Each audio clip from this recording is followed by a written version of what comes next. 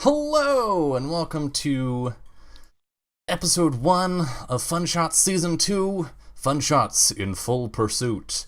Uh, Fun Shots, if you don't know, is a series of 1 to 4 session role-playing games with a wide variety of casts, in this season, a variety of facilitators and GMs. I'm not running everything myself this season. Oh, thank God. um, but Fun Shots is all about trying new things and meeting new people, and of course, as the name implies, having fun. So I hope you are all excited and ready for some low pressure RPG fun times. But before we jump into the game itself, let's go around and introduce the lovely faces that you see on screen right now. So as we go around, let's give our name, our pronouns, and our favorite wizard. So, um, Janaya is clearly super happy about that surprise question. Um, my name is Dylan, sometimes known as Anarasis, and I use he/him pronouns. My favorite wizard. Ooh. See, the thing is, I come up with these throwaway questions, but I don't think of an answer for them first. Um, I think. Oh God, I think. What was her name? The witch from Aragon. I think it started with an H or something. There's this crazy hedge witch in Aragon who initially just seems like a crazy lady and then ends up being a super powerful wizard. And I really liked her. She was a great character. Janaya. Hi, my name is Janaya, and my pronouns are she, her. And I don't have a favorite wizard, but I'm going to say that the first wizard that popped into my head was the tiny, super pervy wizard in the cartoon wizards from the 70s. That was the first thing that I thought of. And I think that other than the wizard from the D&D cartoon, that might have been the first wizard I ran into in my life because I saw that cartoon way too young. So that's what I'm going to go with. Don't remember his name. Great. We're really good at remembering names here, folks. Catherine. Yo, Who what's are you? up? Hi, Introduce guys. yourself. I'm Catherine Lynn. She, her. My favorite wizard is going to be, it's kind of a cheat. I don't know if he's technically a wizard, but from Final Fantasy IX, there's a black mage called Vivi. And Yes. his character, right? His character is so awesome. He kind of goes on a really little bit of an existential crisis there, but he still believes in his friends and doing what's right in the end. And he kicks butt and casts some powerful spells while doing so. So That is a Vivi. fantastic choice. All right. And Jim. Hey, I'm Jim, or Other Doc. I use he, him pronouns. And when you asked this question a moment ago, my brain was going to default to Gandalf, but I thought, no, dig deeper. You deserve better. So I actually am thinking back in the 1980s, there was a TV show called The Wizard starring David Rappaport, in which he was playing a character named Simon McKay, who was an inventor and toy maker, and would generally, it was a little action adventure series, and would get out of problems by bringing a couple of toys along with him that had just surprising characteristics, and was generally, if I recall correctly, about trying to solve things nonviolently. And so I'm going to go with that as my answer. Fantastic. I love that. Those are all really good answers to a pop quiz question that It's a was wide complete range bullshit. of answers. And yeah, tonight we're going to be playing Fall of Magic, which I have played once before, but I'm not a super duper expert on. Fortunately, I'm not in charge of knowing how the game works. Janaya, could you could you explain a little bit about what the game is that we're about to be playing? I can. So the game that we're going to be playing is an expansion for Fall of Magic. So to start with, Fall of Magic is a game by Ross Kamen that is a group storytelling game. It's a facilitated GM-less game. And it is in its, sorry, I have to show off. In its actual version, it is this fancy scroll. It's so pretty. It's so pretty. And as somebody who spends most of her time writing about craft and objects, it is such a satisfying craft object in and of itself. It's great. So basically, you start on this story by coming up with a name and a symbol, and then each spot on this map that will go down has a story prompt, and you will tell a story to respond to that prompt. And it doesn't just move the story forward, it also moves forward your characters and the world that you're in. You start kind of knowing nothing, and each step along the way just fills in that world and our peoples and everything together. And it's a really great experience. So there's a Kickstarter that is closed now for an expansion called Songs of the Axe and Fiddle. And it's a new way to approach the game. And I will just read you the introduction. In Barleytown, which is the spot on the map, there is an inn where townsfolk gather, sing songs of adventure and wonder. Each of the 4 songs gathered in this volume present a new way for you and your friends to explore the world of Fall of Magic.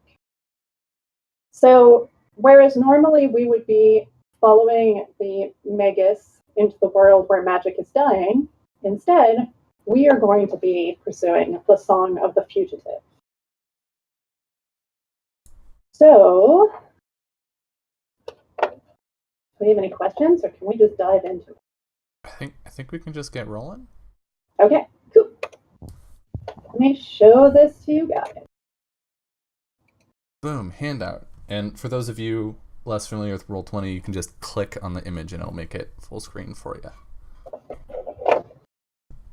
So we begin with our introduction.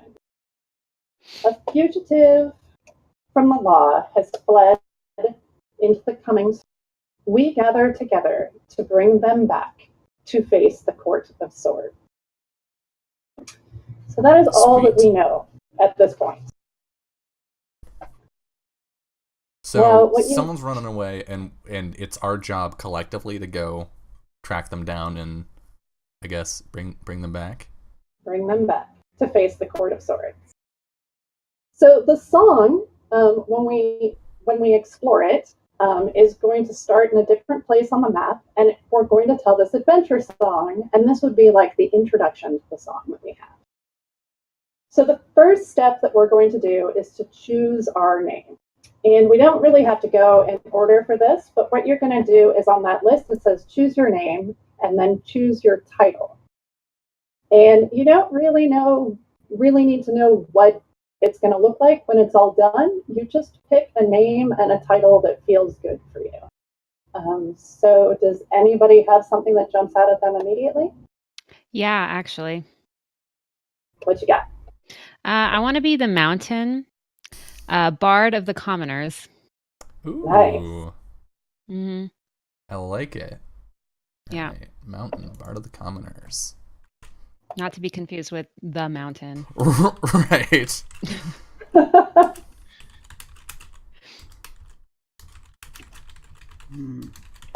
Sorry.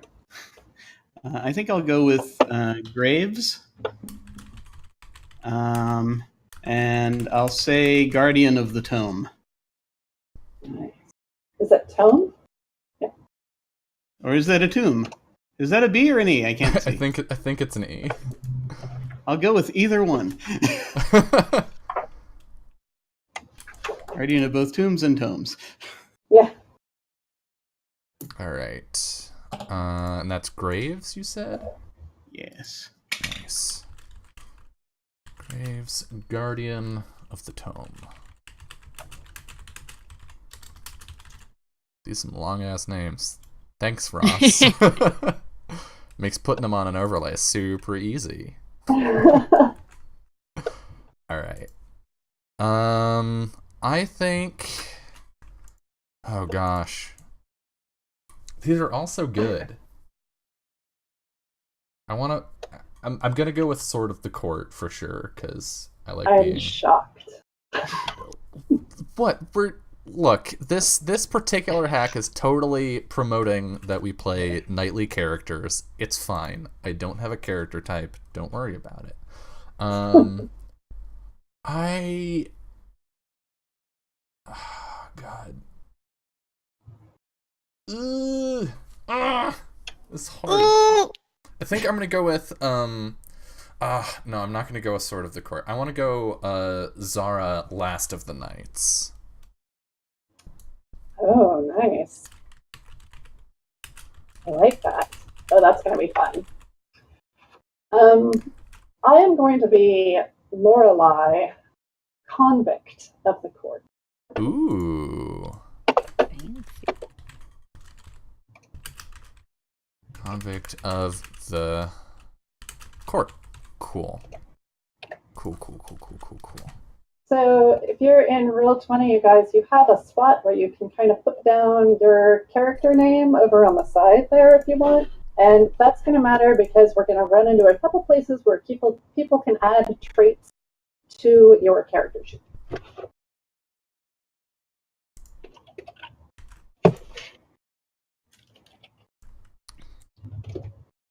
Just update the overlay real quick, and Okay. huzzah. So now that we have done that, and I have not updated my character, but that's fine. Do it in a second. The next step along the way is to choose our token. And this will be our game piece on the board. And these are the coins up here on the top left, right? Yeah. I'm just gonna.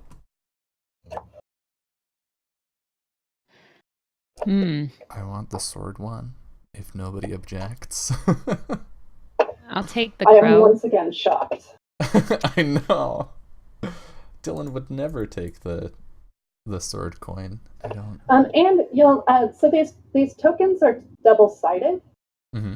If you right-click them, you can choose a side, and you can see that they have either a So like for the sword, you have a sword, and then you have a broken sword. Mm-hmm. And you can choose which one you start with, and should there be a place for dramatic effect along the way, you can always change that. Mm. Right. I'll dig this one. Oh no. What did I do? Are you trying I think I to? killed my game. Yeah, you put a bunch of markers on that. And I'm going to choose the tree in winter. Ooh. I was going to take these crossed bones. All right. But it That only one is appears not two-sided, just so you know. Oh yeah. Death only has one side. I can make it multi-sided if you give me a second. This character is going to get very, very grim very, very quickly. So now you want to take this token and you want to drag it over to Castle Stormguard, which is right here. Oh.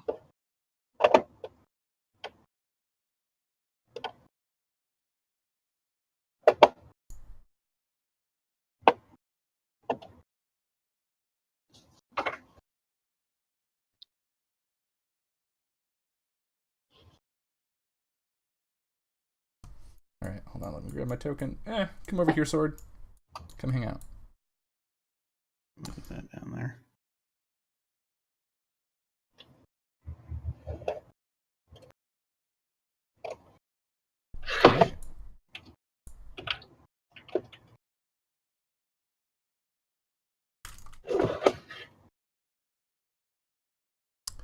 Okay, so we've got All all our coins. So we are all here. So then the last step that we need to do to get set up is to choose one of those tokens for our fugitive.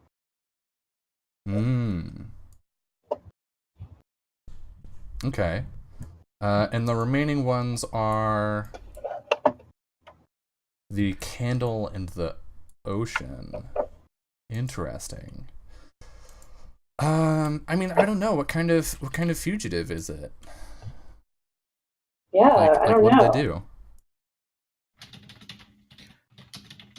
Like, on the one hand, I can see the ocean representing, like, this is where this person is trying to get. On the other hand, I see a candle representing that this person's time is running out. Oh. Ooh, I like I that like one. that. That's really good. Yeah, candle for sure. Yeah.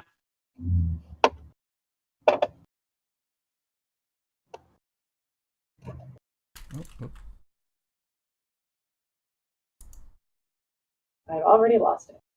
Oh no. Candle is here. There we go. Thank you. Yep. Still in your sync. All right. Okay.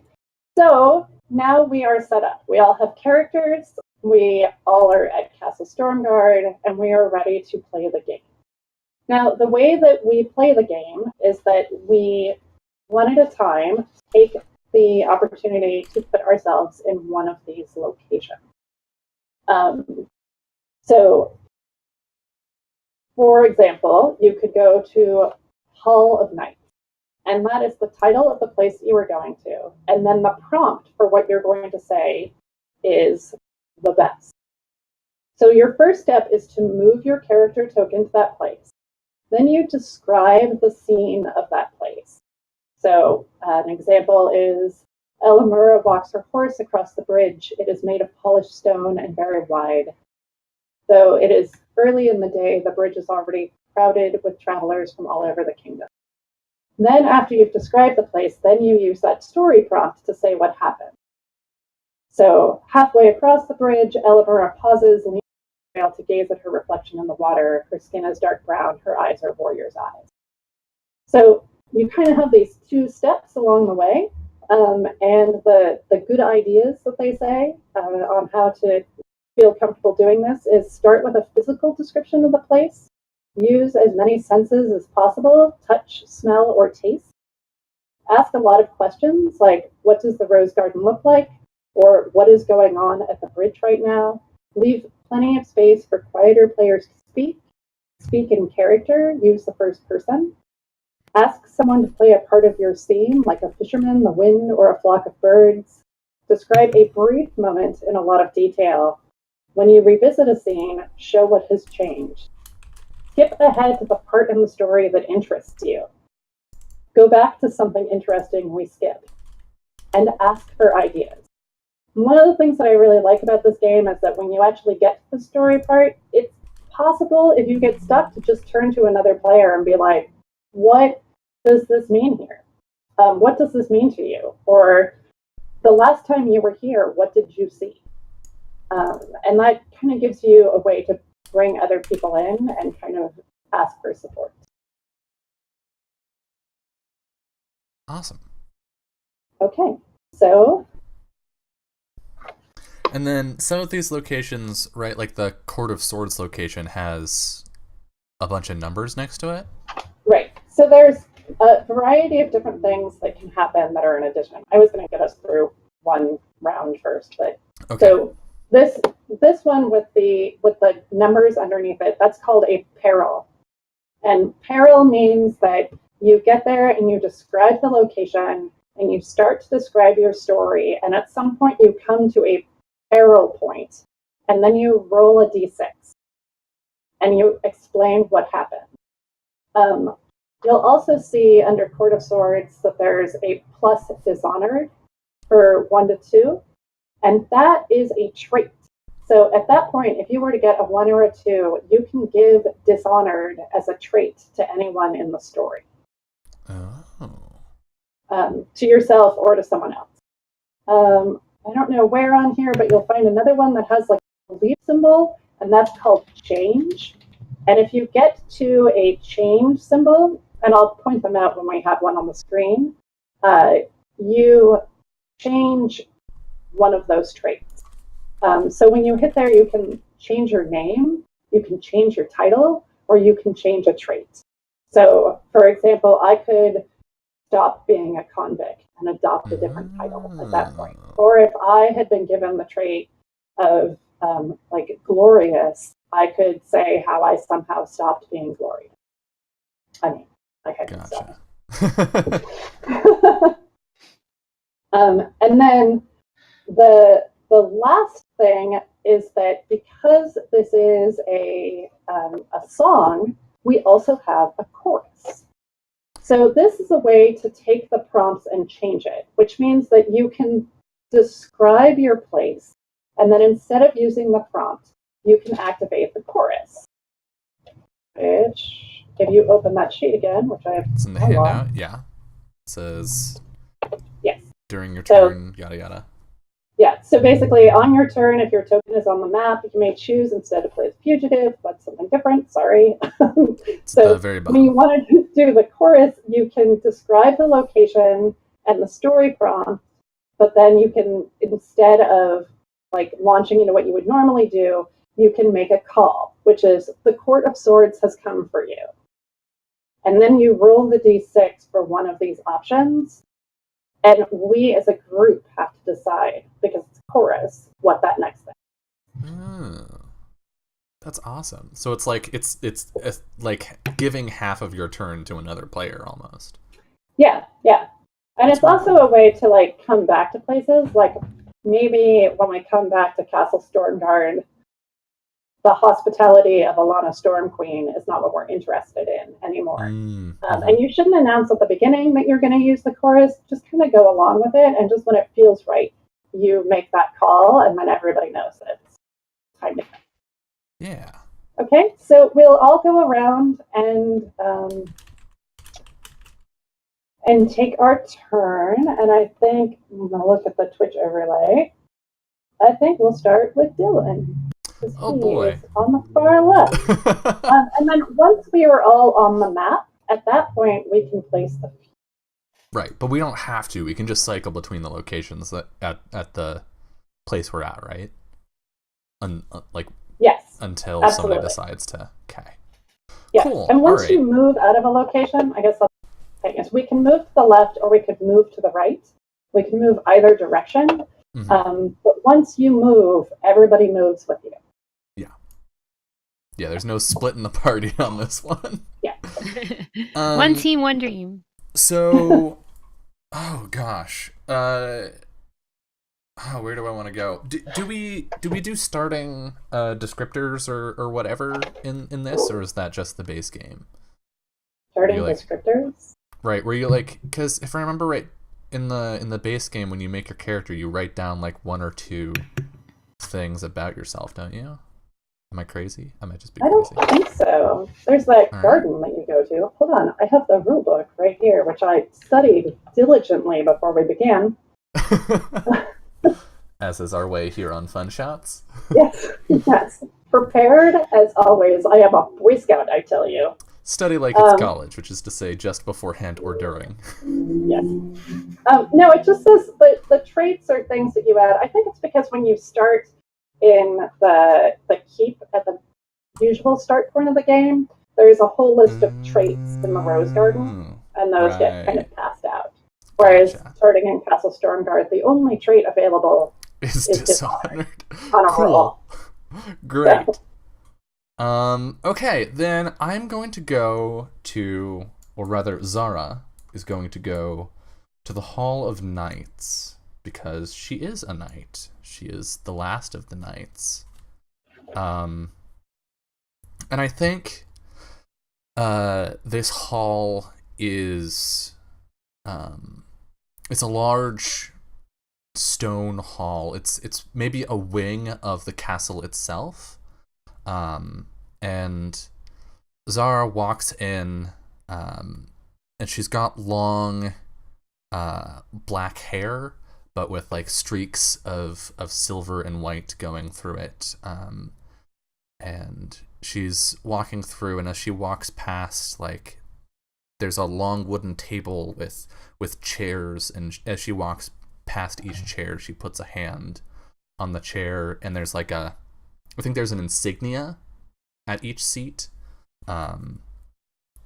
with a different symbol before each chair, and she stops and says something under her breath at each one, as she walks toward the front of the hall where there's this door, and she looks back and sort of uncomfortably settles her armor and says,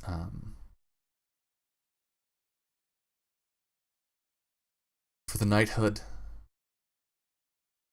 and for the castle. I will bring them back. It's my last promise. And then she turns and walks out of the hall. That's my turn. Mountain is expectedly in the commoner's hall. Not too shy of being a bard, right? The commoner's hall is kind of a almost open air facility. You know, there's these tall pillars and a simple fabric draping across each one, just kind of letting the breeze flow in as folks wander around and enjoy the sights and the sounds of the marketplace. There's passerbyers selling trinkets and a small theater troupe playing off to the side by the fountain, where Mountain is playing the ocarina, of course. And now Mountain has been a part of this theater troupe for a while, but there's a reason why she's called Mountain. She is by no means the beautiful dancer that steals the show and is standing center stage. Mountain simply is tall, kind of brute, a little more muscular than most would expect of a lady, but she is diligently playing that ocarina. But thinking of what's to come next, she's not fully committed in today's performance. There comes a lull in the song, and they take a bow and a quick break. Mountain stuffs her ocarina into her pouch and turns to the others and says, "Excuse me a moment," and kind of walks off to the side past the fountain and takes one single glance back, but doesn't intend on returning. Awesome.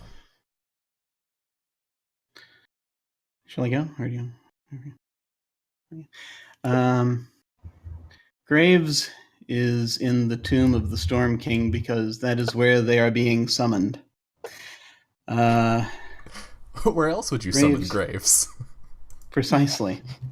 Graves is a zephyr, an elemental, if you will, of memory. As they appear in the circle, in this near Cyclopean halls where the dead are kept, but also along the walls, the record that spans hundreds of generations. They appear, a figure somewhat cloaked with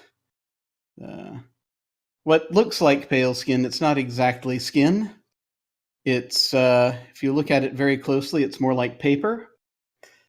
And the words seem to flow from a book that's up on a little pedestal from which a chant is being spoken, and perhaps a few places on the walls, on some of the tombs, and comes and encircles graves and helps them fully realize a physical form. And Graves just sort of rises, looks for the most part human because that makes it easier. The slight tinge of a glow to the eyes. Just nods their bald head, pulls up the hood, and simply will state that I shall recite the litany when the time of accusation comes. For Graves has been brought into being to do this, to make certain the fugitive knows all whom they have wronged, and the legacy of all those who have done something similar. And the circle is broken, and they are allowed out. That is the coolest shit I've ever heard. Nice. All right. Court of Swords. Oof. So the Court of Swords, as kind of the camera goes into it, you see this long, incredibly long stone floor, and then it would sort of pan up, and you get these gigantic, like elongated, vaulting stone Gothic arches, but they're polished. The stone that is mined in the Stormguard Mountain is almost metallic in its fineness from just this slow aging. And at the front of the court sits a group of soldiers, three on either side of a magistrate who has a symbol around his neck of the Queen of Stormguard that gives him his authority. And walking up of her own free will, sort of, very slowly, is a very weak, kind of tattered woman, probably in her 30s. But as you look at her eyes, you start to question and be like, really in her mid-30s, or is she much, much? And she approaches the front of the court. I would like someone to play the magistrate for me. I can do that. All right. So, so what you are doing is you are commuting my sentence to service. And as we approach this room, what the magistrate has already said is that, Lorelai, you have 1 year left on your time. We are going to commute that if you can join this party and go forth and capture the fugitive. We believe that you, of all people, have served. Lorelai, I look up.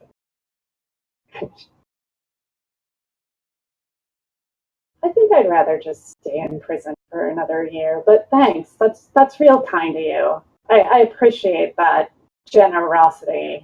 Like, deep You courtesy. misinterpret, convict. You are not being given an offer for your sentence to be commuted. Your sentence is being commuted in favor of service.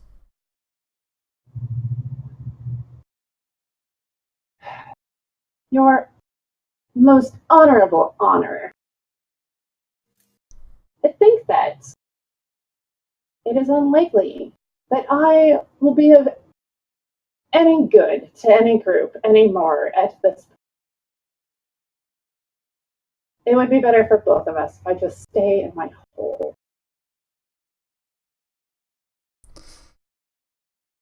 I think the magistrate who's been like holding the scroll of the details of your incarceration picks up another scroll.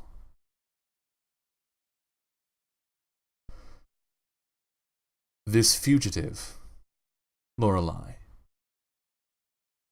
She's dangerous. She's hard to follow.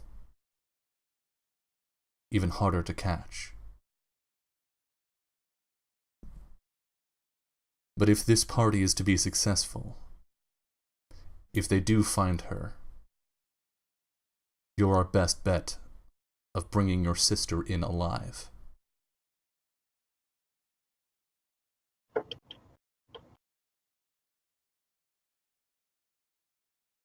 She just kind of like drops her eyes to the ground for a little bit. She looks up and says, "Of course, my life belongs to the court." And then I'm gonna roll. Roll 1d6. Ooh. A 4. I have no idea what I rolled, but I've lost my thing. Oh, there it is. You rolled a 4, which is who is right. Um, who is right? Oh, wasn't prepared for that one. She curtsies, and I turn and I walk away, and I walk as with this kind of like this attempt at grace, but there's like a definite limp in my gait. And I just shake my head as the guards come up next to me, and I look at the guard who has been, throwing slop into my cell for years now, and say, I can't do it, right? And he just shoves me. Keep walking down the aisle. Fun. Yay! All right. Okay. So it moves back around to Dylan. Alrighty. Let me see. I could go to another place here in Castle Stormguard, or my other option is to move the fugitive and move us onto a new location, right? Yes. And you don't have to move the fugitive to move us onto a new location. You could move onto a new location, but Really? we should probably get all the tokens on the map. Nope. If your token is already on the map, you move. Yeah. But it doesn't say that you have to move it. Right. I meant like to advance to a different place on the map. I would have to move the fugitive, right? Because that's. I don't know. Do you? I don't know. I think so. Because that's in base game. You move the Magus, right? If you want to advance to a new location, you move the. So I'm just assuming the fugitive is sort of like that, except we don't hang out with the fugitive like you would hang out with the Magus. But I don't know. I think actually though, I think I want to go to the stockades. And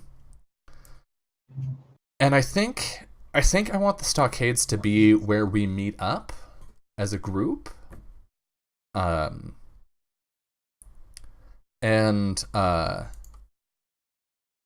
think there's been postings made throughout Castle Stormguard and the surrounding area that are like, individuals wanted for help in apprehending the fugitive. I don't know, Lorelei, what's your sister's name?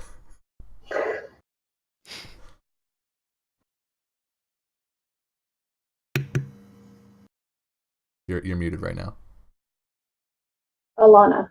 I'm just gonna pull it off the list. All right, she's got the same name as the Queen. Oh my gosh, she does. Nice. Is that one N or two N's? One N. All right, Alana the Fugitive. Great. So yeah, like these postings that say, help wanted in the apprehension of the fugitive Alana, enemy of the crown, blah blah blah. Meet at the stockades at this time. And I think Zara was already there. I think Zara, being the last of the knights, probably was the impetus to be like, hey, we should have more people instead of just sending me alone to go capture this person.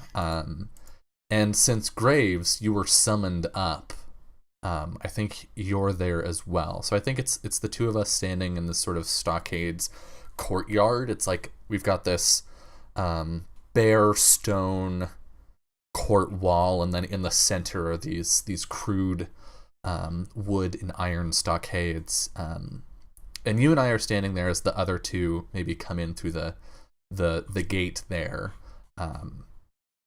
And I say, my apologies in spirit. I would have done this on my own if I could, but, well, times aren't what they used to be. It is not unexpected. This is my purpose. You serve true, that is what is said of you by those who have come before.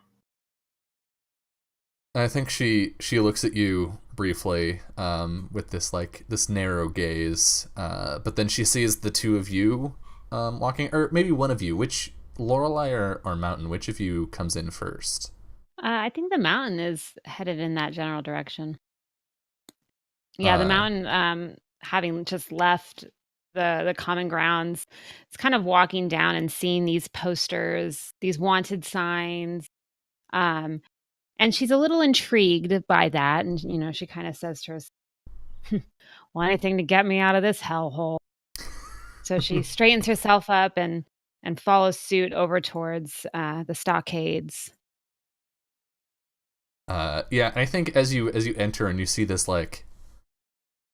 wispy, very pale, cloaked individual, and then this armored woman, and Zara. Zara's got sort of an opposite thing from Lorelei, where she, at first glance, looks kind of old because she has the silver in her hair, and when you look at her eyes, she's got a lot of creases there. But she's very, beyond that, she looks quite young, and I think she is quite young for a knight. It's just that being the last of her order, she's had to shoulder a lot of responsibility. And so you see these two strange figures, and then Zara raises a hand in greeting.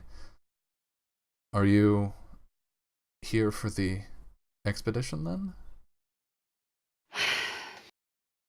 Might as well give it a try. Is that what you guys are here for? It is. Ah. So how does that work exactly? Do we split the money, or I'm just trying to find my way out of this place?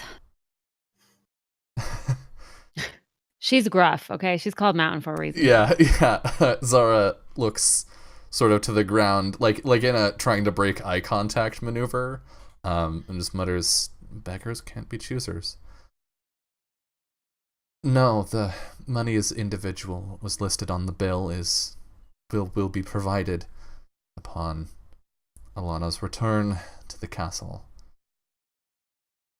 So, hopefully. All right, then, yes. I'm in the right spot, it seems. And she kind of turns over towards Graves. Are you here for this too? Yes, it is my purpose. And I think you'll find you've always been in the right spot. There's a slight grin. What do you know of purpose? It is all I know. When one is awash in the sea of memory, habitually, it is helpful to find one. Otherwise, you are carried away. Right. Perhaps I should have stayed at the theater troupe. And Mountain is kind of a little concerned about these new companions, but all the same, she's looking for her out, so she's not leaving quite yet. Yeah, I think there's this moment of awkward tension where all three of us just don't know what to say. And then Lorelei. Yeah, I come in just kind of being walked with my two guards behind me. I have a bit of a bruise across the one cheek, but my kind of cotton shift that I'd been in for the initial scene has been replaced by some leather traveling clothes, and I have a small satchel, and then I also have a heavy chain around my neck with a lock to symbolize that I am a convict. And I walk forward and just kind of drop my bag in the middle and look at everybody kind of one at a time. I look at the graves and kind of go, "Hey," and look at the mountain and go, "Hey." And then I turn and look at Zara and go, "They have a key for you." Zara nods, and I think Zara was expecting this, and so she walks up to the guards, nods to them in turn. I will, and takes the key and says, "I will guard this with my life." And then she looks to you, and you as well. Raise an eyebrow, and I turn around to the two guards and I do this very deep, flourishing bow, and I say, "My dears, I will miss you so terribly while I am away. Please, please think of me often and hold me in your heart. I carry the kiss of your love on my cheek, and I will think of you never."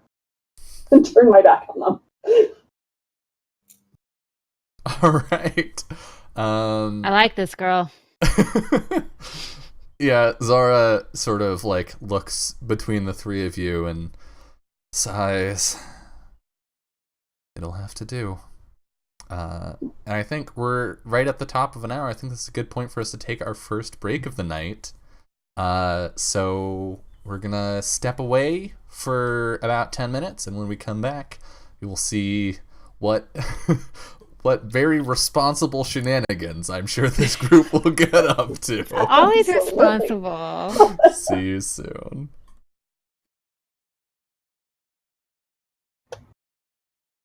Hello, and welcome back to Fun Shots in Full Pursuit. And we are in some amount of pursuit, I think. I just finished my turn, so Janaya, that would make you next, yes? Okay. I'm totally prepared for this because I just came off the break. I think we're all pretty together at this point, so I think that we should move the fugitive on. Ooh. And the way that this works is we follow these dotted lines, and the fugitive goes first. And you start with the prompt of the main location, and you can go to the left or to the right on the scroll at any point in time. So I take our fugitive and move her to the mountain. To Stormguard Mountains. And the prompt is The Coming Storm. The Coming Storm. So the Stormguard Mountain, as I already mentioned, made out of this stone that is just really slick. And part of why it's called the Stormguard Mountains is that when it is raining, like it is now, it's very dangerous to pass other than by the main road because it's like a granite polish. It's very slippery and also very unpredictable. So what we see is kind of this road twisting through these stone sharp peaks and just occasional little bits of scrub where there's been a little bit of wear down in the, but it's very much an alpine environment with very few cracks, or very few plants or signs of life. And the wind is sort of whipping around, and you see the fugitive walking along the path, hidden up against the side of the rock, but always looking back and stopping to listen, as if she can hear above this howling wind somehow. And she comes to a point in the stone that seems just a little bit darker than the rest. Not anything that anyone else would notice, but something that she notices. And as she comes to it, she pulls a dagger from her waist, and she bangs repeatedly on this spot, and eventually it just crumbles away. She slips into the crack and smiles behind and disappears. Ooh. Spicy. And now it is the mountain's turn.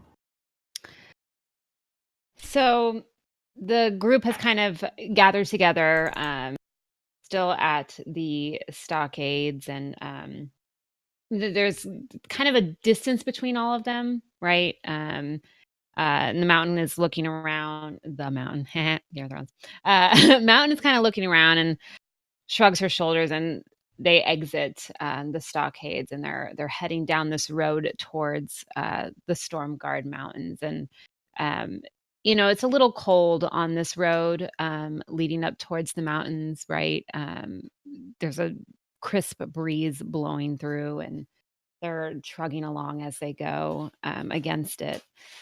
And the mountain is keeping a pace. She's got really long legs. She's very, very tall, and she's walking a bit ahead of everyone else. And she kind of walks a little too far ahead, and she stops in her tracks and kind of turns behind her. Hello, guys, can you keep up, or what? I mean, what's going on?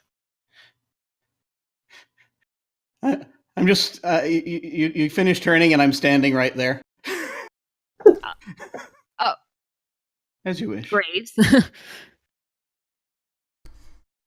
It is better to keep a measured pace than a hurried one. Aren't we chasing a fugitive? They could already be, God knows where, down to the Mistwood. We're not going to catch anyone if we fall off a cliff or get caught in an ambush. I suppose. All right, then. Zara, you lead the way. And Mountain kind of steps back a little bit as she was kind of towards the front there in their little pack and making way for Zara to make an entrance. Gladly. She sort of pulls ahead. And do you make like ample room for Zara to move ahead, or are you? They probably brush elbows, I'd imagine. Yeah. Zara like turns to make the space adequate rather than bumping through. Which location on? It sounds like maybe are you on scouting ahead? Yeah. Yeah, scouting ahead, actually. Let me move my person. Hold on. Bloop. Awesome. Do you wanna keep going with the scene, or do you wanna roll and see what happens? I wanna roll and see what happens. Okay, Ooh. so since you're new to Roll20, if you wanna roll a 6-sided die, just go to the little chat window, type in /R, and then a space, that's the important part. And then 1d6. And press enter. Ooh. So you got a 2. So what happens? As Zara kind of walks in front, and the group is continuing on their journey, they hear a cracking in the bushes off to the side of the trail, almost as if they are being followed by someone. Mountain kind of notices the sound off to her side there and shrugs her shoulders and thinks nothing of it because she's full of herself. But in the distance, there is a group of 5 bandits kind of lurking in the bushes, watching the group as they proceed towards the mountain, preparing their next ambush. Okay. Great. Y'all gonna die. We're off to a real good start. I love everything. We're so screwed. All right, Graves. I should probably do a thing. So you just pick. I think we have your choice between Storm Queen Pass, taking shelter, and scouting ahead. Right? Ooh. And you can always duplicate. You can also go for scouting ahead. All right. I think I kind of want to see more what's happening as we are moving through, so I think I would like to do scouting ahead as well. So Graves, it's one of those things where you see them sort of moving along, with the folks sort of more in the back. But then it's one of those things where it's like when you try to remember where Graves is, then they're standing right there. That's typically kind of how that works. They are just sort of looking down into the into this kind of valley area behind the mountain, is trying to look, because it's been probably a long time since they've seen this with physical eyes, and are trying to just sort of look about and see if there's anything briefly in the store of the Sea of Memory that might be helpful here. And I'm gonna roll a d6, if I may. Yeah. Ooh. 5. News from the east. So, Nose today. I am picking up. So I think Graves is picking up a something that was said that has gone around about a group of local bandits who had decided that there was going to be that this area, this stretch of mountain pass, was a good place to sort of take a hit, to ambush people, basically. And this is sort of him kind of muttering, and kind of as sort of his eyes are sort of frosted over for a moment, or as their eyes are sort of frosted over for a moment, and they're saying, yeah, no, it's the best possible place, because folks, as season's coming up for travelers, so that's where I heard they were headed. They're gonna make out pretty well, but I don't know if they're a little early. They're gonna be What the fuck is wrong with you, Graves? Oh, there are bandits around. We're being followed? I do not know. If we'd made less noise. Don't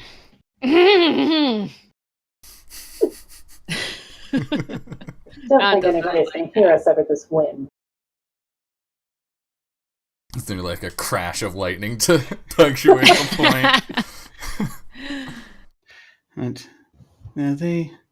there's a group of half dozen, I believe, that was, as they remembered it, and had set out for this area and trap travelers as they come through. We should probably keep a lookout. Seems to me that would be a good idea. Draws her sword. Oh. Mountain looks in her bag, very ill-prepared as she was when she left the Governor's Ground. All she has in her satchel at this moment is an ocarina. She doesn't let on, though, to the others. Yeah, I think Zara like completely misses that and says, if we each take down 1 or 2, we should be fine. Lorelei just kind of looks at her hands, goes,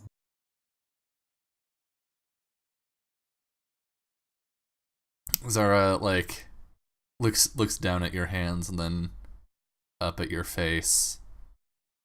Just smirks. She pulls her dagger from her side and flips it around so she's holding the blade and holds it out to you. Lorelei. Such trust. Thank you. Takes the dagger. Spins it around so it's like tucked against her.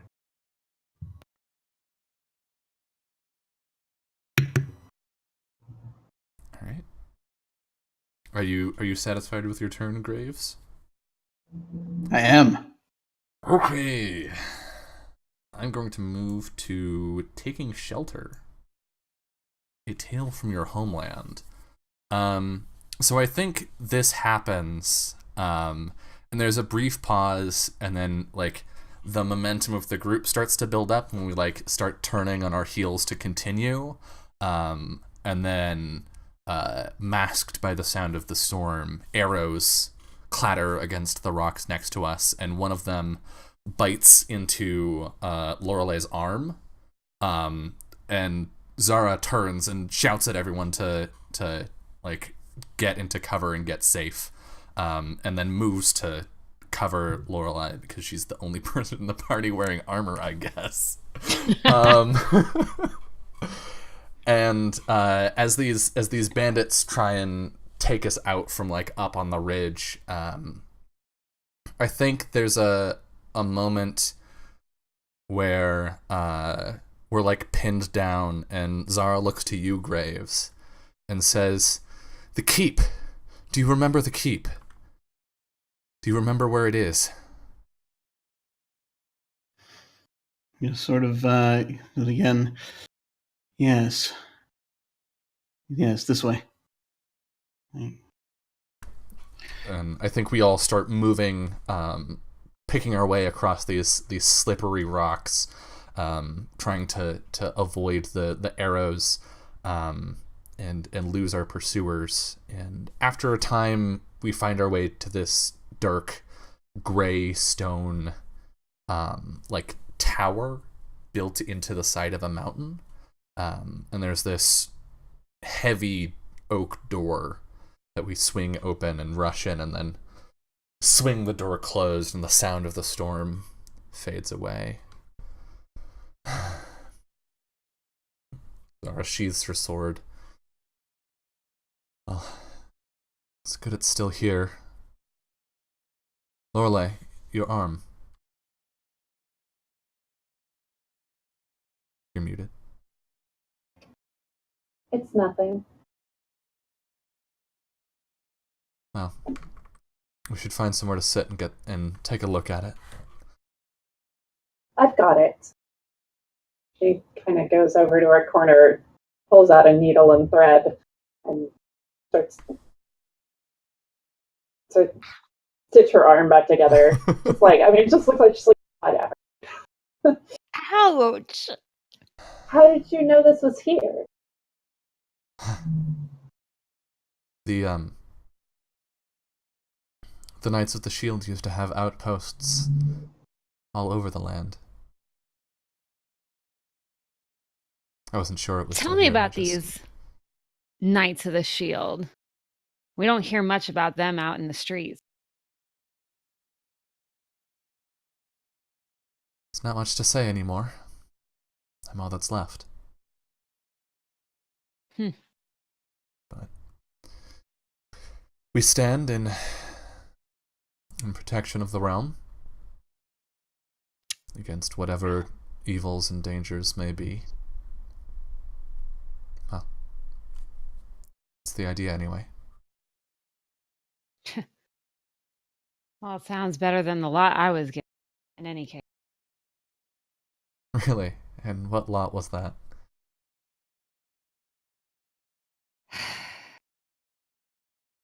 Mountain is kind of a little uncomfortable, you know, with a group of strangers, people she hasn't ever met, but she finds some odd comfort in this form building away from the side. Well, I mean, look at me. Tallest broad in the lands, right? All I could ever be is off to the sides. The theater troupe treated me well, of course, but at the end of the day, I was always the butt of some joke. I guess that's why I took a note of wanted posters. Thought maybe I could make a change in myself. And she fumbles in her satchel and finds a small little glass of something It's back. never too late to make a change. We'll see. Yeah. Zara will sort of like smile, like give you a conciliatory smile, and then walk into the I think there's like this little foyer that we're in, and then there's a larger circular room in the actual like tower proper. And she walks into that and starts looking at there are these insignias on the walls. And I think I'm happy with my scene.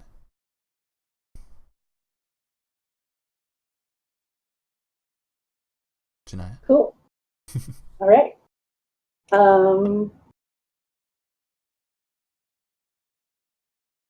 are you going? Where am I going? Where did you go? I think I'm also going to go with taking shelter. So this keep that we're in, it's also made of stone, but it's not polished to a shine. And I've stitched together my arm pretty well. Finagled some whiskey out of someone to pour over. We're all gonna die someday, and and I just kind of start walking around. And at first, I'm walking around keeping a really careful eye on Zara. And then when Zara kind of looks up and down and doesn't seem to stop me, I realize I can walk around a building for the first time. And so I walk through into kind of the next room, and I'm looking at the stones, and I'm dragging my fingers across the stone, and all of a sudden my kind of knowledgeable fingers start to feel something not quite right, and I push. And the stone goes in, and a doorway slides open. And I would like to call for the chorus. Ooh. Port of Swords has come for you. Roll the d6.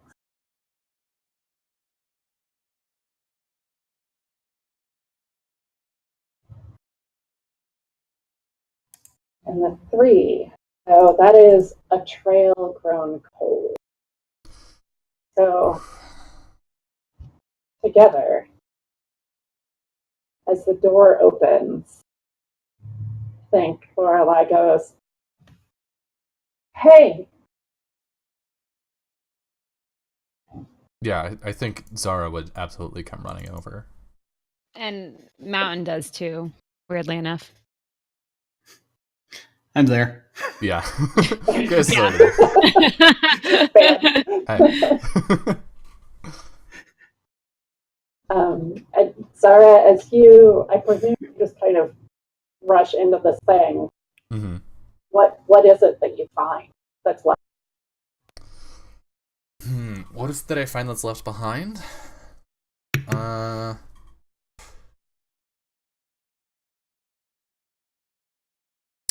I think there's oh hell yeah. There's a carving on the wall next to this secret passageway, or maybe just inside the secret passageway, that bears a resemblance to the other insignia. It uses the same basic structure, but it's crude. It's definitely done by hand and not by careful craft. And I put a hand on it, and I look at you, Lorelai, and we both exchange this knowing look, because this is Lorelai's symbol. Or not Lorelai's, Alana's symbol.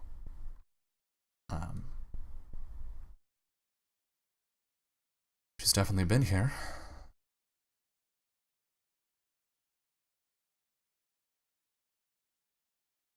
I walk in and look around. Catherine, what does Mountain see left on the floor that reminds her of the Bardic Halls Stormguard? That reminds her of Stormguard? Yeah. Of the taverns and yeah. Commoners Hall. Yeah, there's a set of glassware. Nothing too fancy. A couple of mugs, perhaps once filled with wine or ale. They have an intricate ornamentation just around the rim, but nothing too overtly fancy. Beside them is a piece of fabric, almost like a napkin of sorts. Its colors are red and orange, not too dissimilar from the tapestries that hung out over in the Commoners' Hall along the ceilings.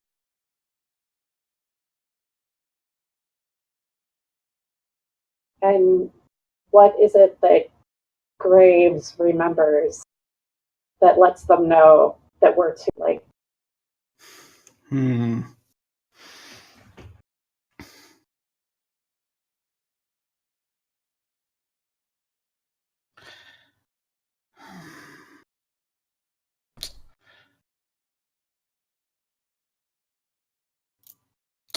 I think knows that we're too late. Trying to think of something that doesn't necessarily give us a definitive heading, because that's most of what I'm thinking of right now. Is that go with your gut? Okay, we'll do that. So.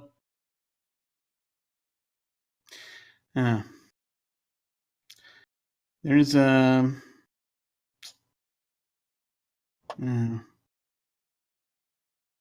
has been seen far away from here.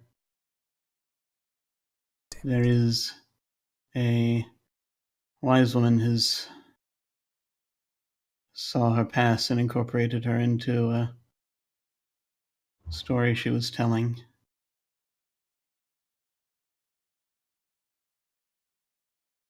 She has not been here for some time. How certain are you of this? I will describe an individual, and it's like a children's story, where it's we haven't physically described Alana yet, have we? Or have we? No, yeah. Okay.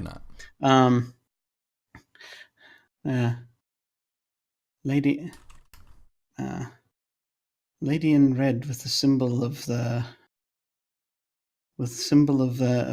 thrush on her shoulder. One day ran past the goblin hordes and did trick them, lured them away from their quarry, and so they were able to survive. I believe the latter part about the goblins is fiction. But what was on her shoulder again? The mountain kind of vaguely recalls an insignia of sorts, last seen on someone watching theater troupe. Oh, shit. I want to catch her so bad now. This bitch. This bitch? Comparing us to goblins. Nice.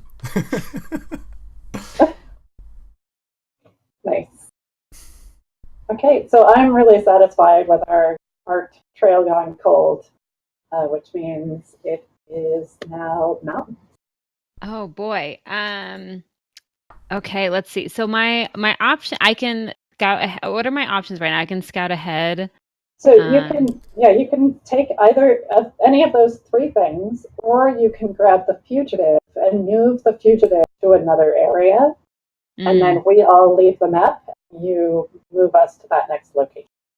So you could move the fugitive to either Mistwood or Barleytown if you wanted. Gotcha. Or technically back to Castle Stormguard. That's true. Mm. You just go I back think and forth I a bunch. I think I'm going to move the fugitive. So the Ooh. fugitive had last we saw the fugitive had slipped beneath this hidden um this hidden apparatus, and little did many know that there actually was a hidden underground tunnel which ran through many parts of the kingdom, and the fugitive traveled through these underground tunnels, slightly cocky and confident in her escape, but not too much so that she didn't keep a clever look behind her as she made her way towards the mist woods, um, re-emerging eventually amidst this gorgeous sea of towering pine trees, and the sun just kind of barely glistening in, creating a shadow over her as she emerged from the wooden underground entrance, um, making her way to the mistwood. She scrapes her clothing a little bit, gotta look fresh and so clean, and continues on her way. Um, so the mountain and friends. The mountain kind of turns towards the rest of the group, specifically Graves. Graves, do you think we're still being followed?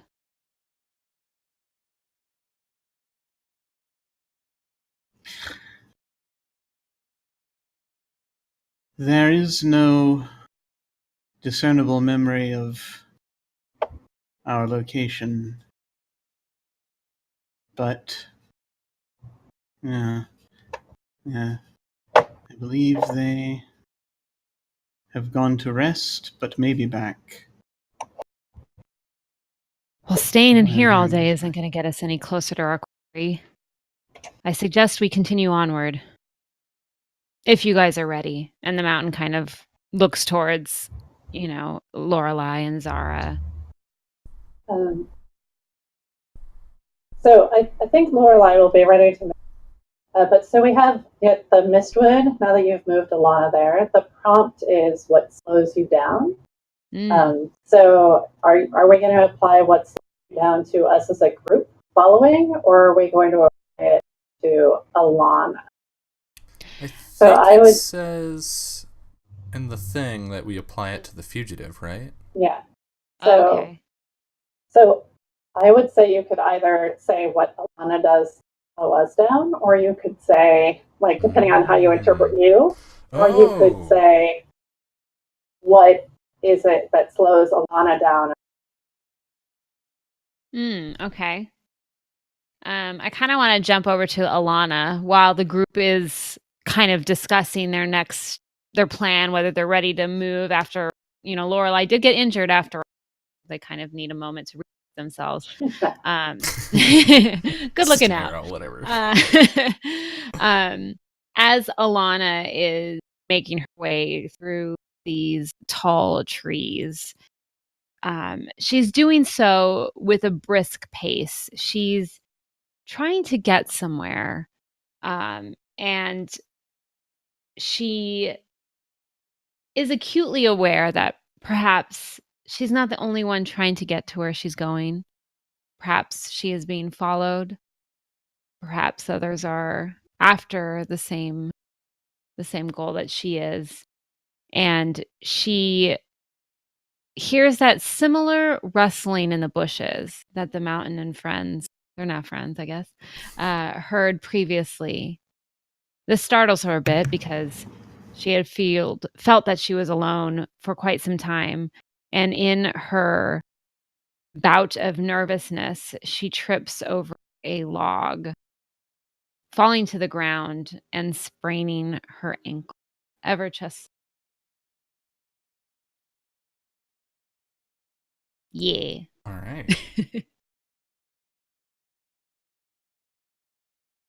So jumping back towards where the rest of the group is, Mountain walks over to Lorelei.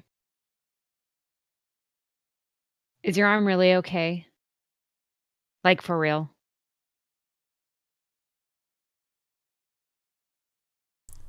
You're muted. And Janaya, you're muted in Discord. At some point, you just don't feel the things anymore. Well, that's relatable. And the mountain kind of turns towards Zara and Graves. I like this girl.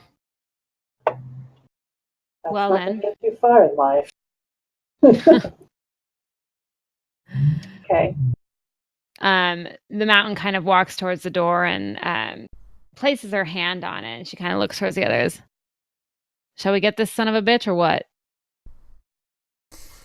Suppose that's what we set out to do. Or like glares at you. And then All right. I think if we're satisfied, then we're ready to grade to. Janaya, your audio's cutting out a lot. Really? Yeah, you might want to either move closer to your mic or increase the sensitivity in Discord. Okay. Is that better? Seems so. Okay. Mm.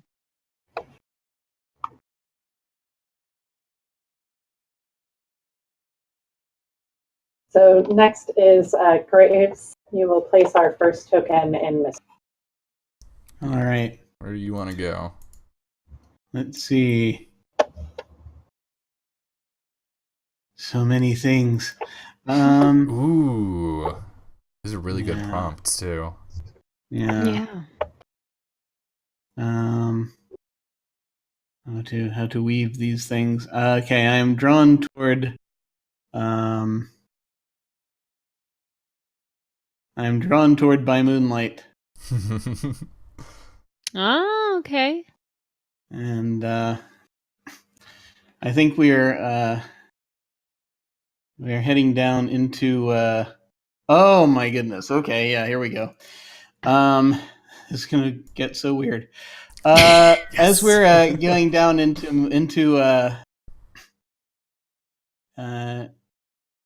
Mistwood, there are, and it's night is coming on, and the moon comes out. It is, shall we say, at half. Mm-hmm.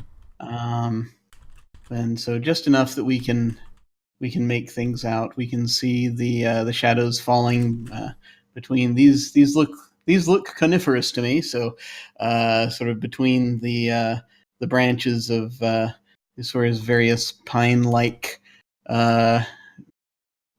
trees, and as we're just sort of searching, sort of walking through, trying to find Alana's trail. I just sort of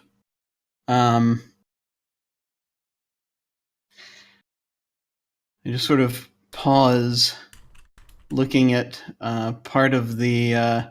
It's clear that there are some of the trees are sort of sapling like, Mm-hmm.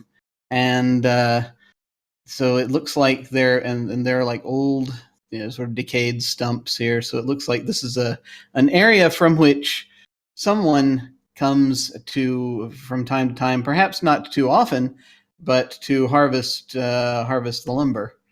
And as I'm just sort of step forward, and I'm sort of staring at a couple of stumps and a few stumps, and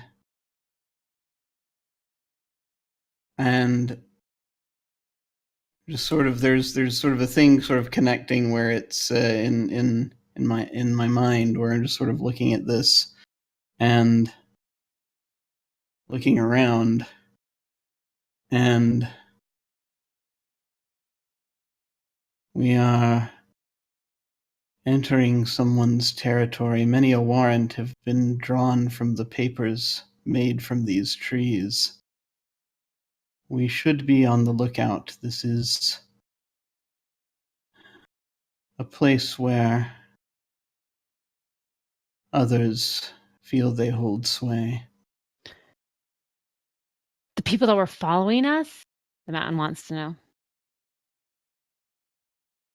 I cannot get their names. I. The Rangers. It is hard to say with whom they shall side, as the records vary about them. It is not clear.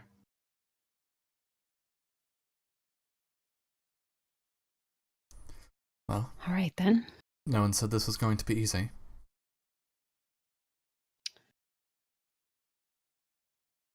You know, now would probably be a really bad time for me to tell you. The mountain kind of is fumbling with her satchel. I don't have a weapon.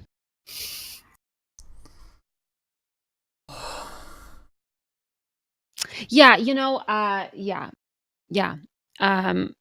I left town in fit of I just wanted to get the fuck out of here. And I saw this wanted poster. I saw some money attached to it. Looked kind of good. Ran into you people.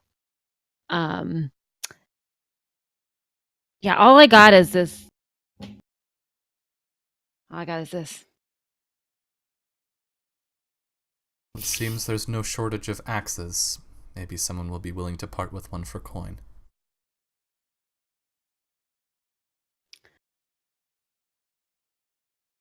Very well, then.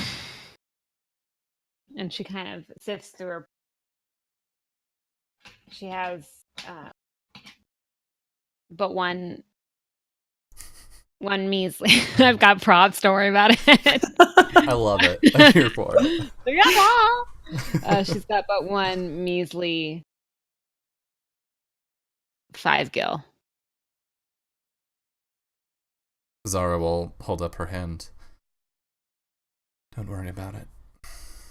And then she hails some lumberjack.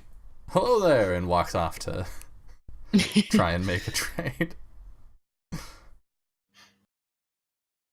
right. Okay. Before I pass the ball, I will just briefly, seeing Mountain sort of saying that and feeling, I will say, there are, as you well know, ways to increase your coin using the weapon you have, your instrument, should you only remember perhaps the right tune for those who desire greatly to hear it. It's You been can so do long it. since I thought about that. I don't know if I have it in me. I think you do.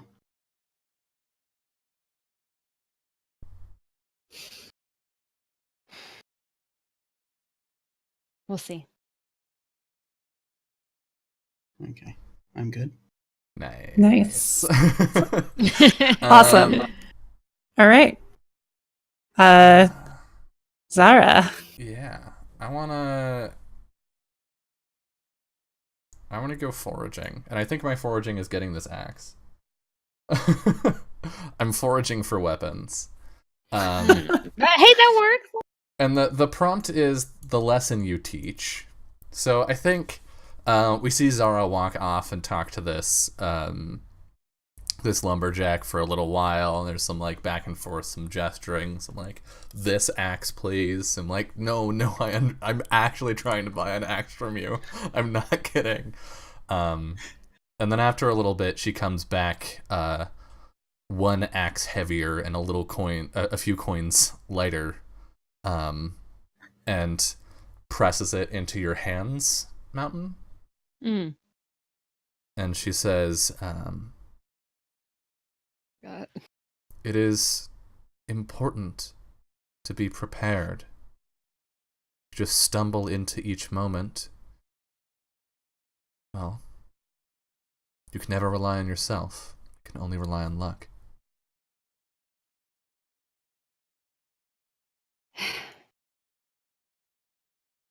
I've never done anything so important in my life. Maybe it's time to take charge of that. She clutches onto the axe and slings it behind her back. I'm gonna roll a die. We're gonna see what comes up. A 6. Foxes. Okay. So, I think Zara looks at you as you say that and says, I doubt that's true.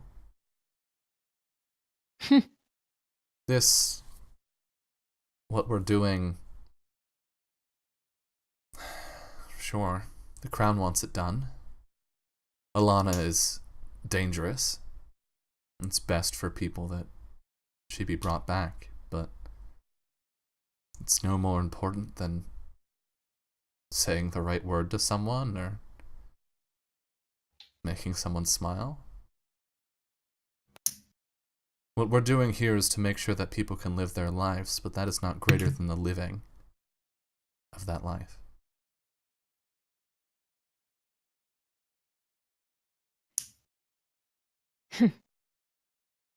Kind of sound like my little sister, the mountain admits.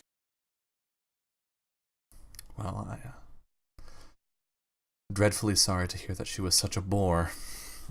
Zara starts to walk off and we continue along the path. And after a time, Zara calls a halt. And there's a small family of foxes in the road up ahead. And they were just crossing the path and they stop in the middle to look at us. And Zara looks around the trees. I suppose the rangers can't be far then. And the foxes move off of the path. And we are once again at the top of the hour. I think this is a good point for us to step away for 10 minutes. When we come back, we will see what the Rangers have in store for us. Oh, no.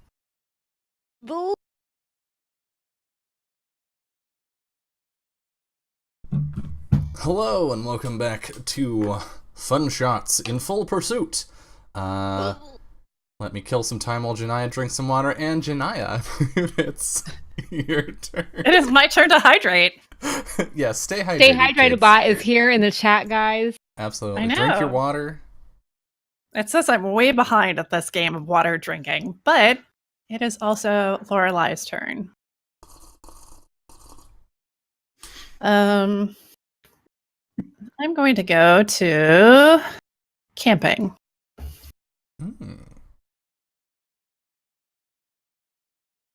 So I think now that the mountain has her axe on her back, we we all have traveled further into the Mistwood, and it's slow going because just even though there's trails, the trails are narrow and there's often trees that are down that we have to climb over, and we're all getting a little bit tired by the journey. And so we set up camp, and it's next to this meandering river, and we've all been in the noise of being near the lumberjacks, and we've all the storm noise and everything has been really tense. And as we sit down next to this meandering river, there's a moment of just calm. The tents our little lean-tos are set up, and I think Lorelai, I walk over and just walk into the river, about knee deep into the river, and just start running my hands through the water.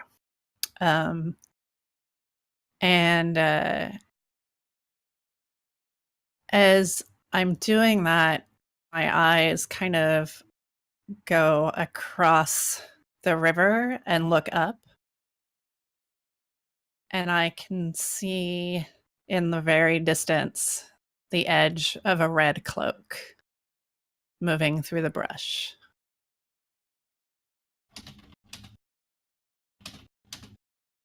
and it stops. And I stare at it. And I know that my sister can feel me staring at her. And I know that I could just yell and we would be able to grab her. And I splash around in the water and I say, "Hey, Mountain, why don't you play us a song? I'm sure Zara would love to hear one." Are And I you walk mad? noisily back towards the shore. This isn't the time or the place to be frivolously playing music. What do you mean? It's perfect for it. And truth be told, the Mountain actually really did like performing in the theater troupe, in spite of the fact that she was consistently the butt of the joke, the one that was always upstage right, never front and center. She did find happiness in it. And because of that, she put her hand in her satchel, kind of Grina a little bit, and she clutched it, but she didn't pull it out of her satchel. Just kind of stares at Lorelai like, It's camp. Play a song. Play a song of adventure.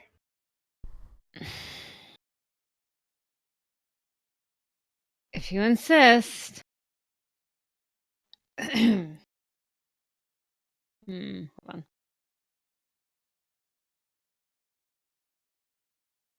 Wait, hold on.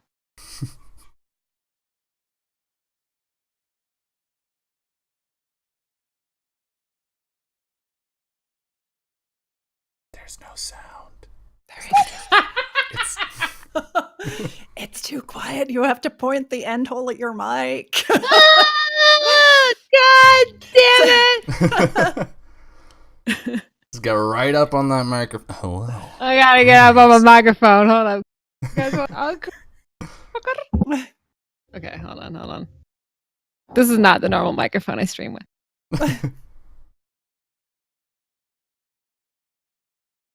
Breathe harder.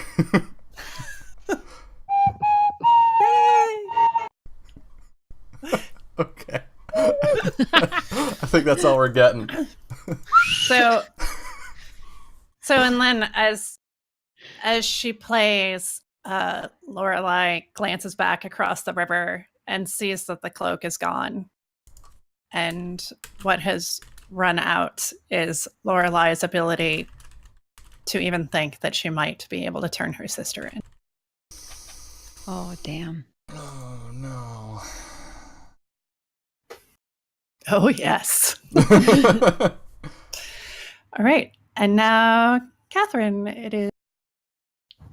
All right. Well, after playing the ocarina for her new comrades, the Mountain kind of feels this odd sense of confidence, which is not something that she felt in the theater troupe, really. And she makes her way towards the trail of rangers. She kind of excuses herself from and she is out on this trail, and it's a wide dirt road, if you will, a bit of a clearing between the trees that are in the forest that were so closely knit. There's just kind of this wide open space. Where it leads, she doesn't know. And she's reflecting on playing for Zara, Lorelai, and Grace. Kind of smirks to herself a little bit. And that was kind of fun, actually. It's been a while since anyone looked at me seriously like that. And she kind of feels a little bit of change in her. She set off on this bounty, just trying to get away from the theater troupe, trying to make money on her own, trying to thing. And she kind of feels that maybe she needs to open up a little bit to these people that she's traveling with. You know, they're not so bad, right? I mean, they they wanted me to they wanted me to perform. They didn't think I was some tall, ugly, brutish man-woman situation. And, um, and she's kinda smiling to herself as she looks up at Marina that she can't figure out how to play with her microphone where it's currently situated. Um, you know, she's a little happy for the first time. For the first time in a long time. If only I could remember that blasted spell saw. Zara looks up from the campfire. What? Old wives' tale, really. But my grandfather once said certain songs could change the tides of war, even. You don't believe him, do you? You don't even know the guy. He's dead, by the way. Rest in peace. Well, it's not that the dead have never told truth.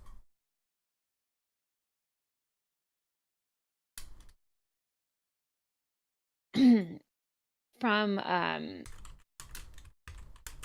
this moment, you know, she kind of turns around to face the rest of the That's how you said in chat. She kind of turns around towards um I know we've only but just met. But would you guys trust me to try to play my grandfather's song? Absolutely. Graves? If you wish, I will help you remember. Lorelai, you're being awful quiet. Sure. I mean, it can't hurt, right? Mountain kind of notices Lorelai's hesitancy.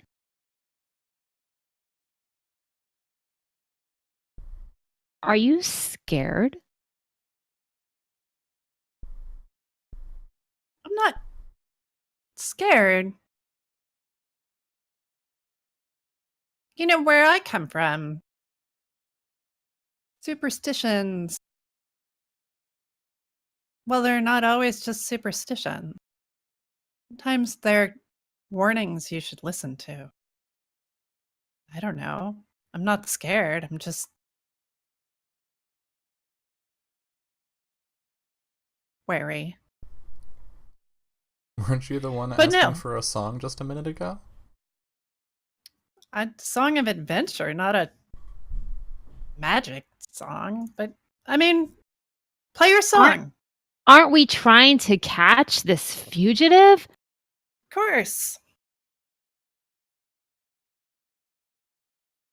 What's going on? Mountain is increasingly suspicious of Lorelai's sudden hesitancy. Look, Mountain. You're here because you want to move on in your life. Thing. Graves is here because Graves is obligated to be here in a way that they find fulfilling. And Zara is here because, I don't know, because that's what knights do. You know why I'm here? I'm here because the court decided I was going to be here. Because the court has decided what time I eat, what time I drink, when I breathe, when I sleep, when I shit, for years. So you know what? You gotta just understand if sometimes I'm just a little not thrilled to be here. The Mountain kind of nods to herself. Having not been the most enthusiastic herself in this situation to start with anyway, she understands to an extent. She sifts through her bag really quick, grabs that leather pouch filled with a liquid and passes it over to Lorelai. I think you need this more than I do. Opens it, smells it. Thank you. I'm satisfied with my turn. Awesome.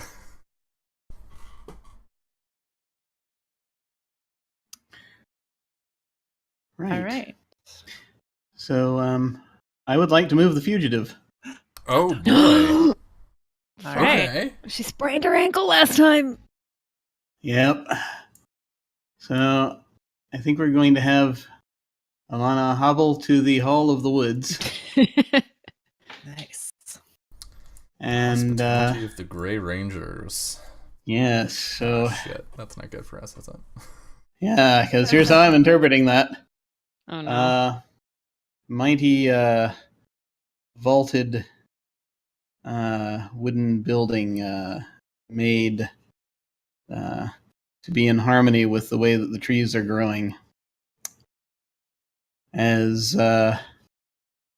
Alana stumbles through, makes her way up to the entrance, and goes inside to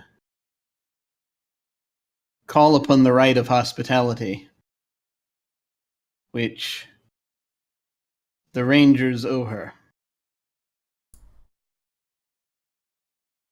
And she knows upon entering that they shall allow no harm to befall her.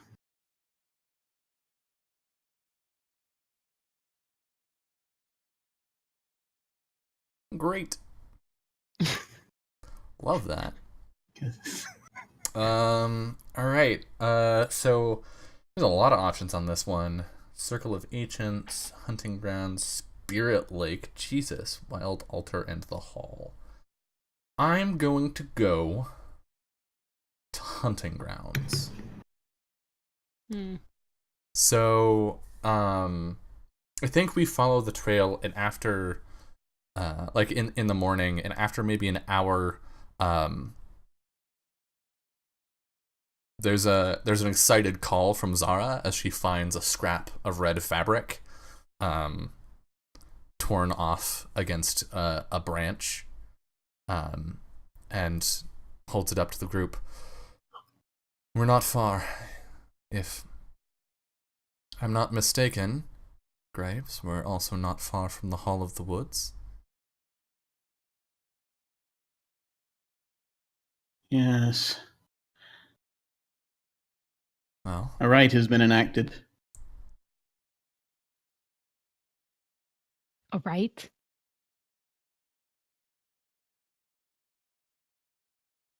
Rite of hospitality. It's their tradition. They've just recorded it. if they don't know we're there, then they won't know that she's gone. Stay quiet and stay close.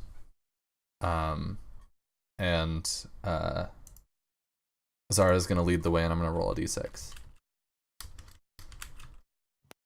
What happens to me?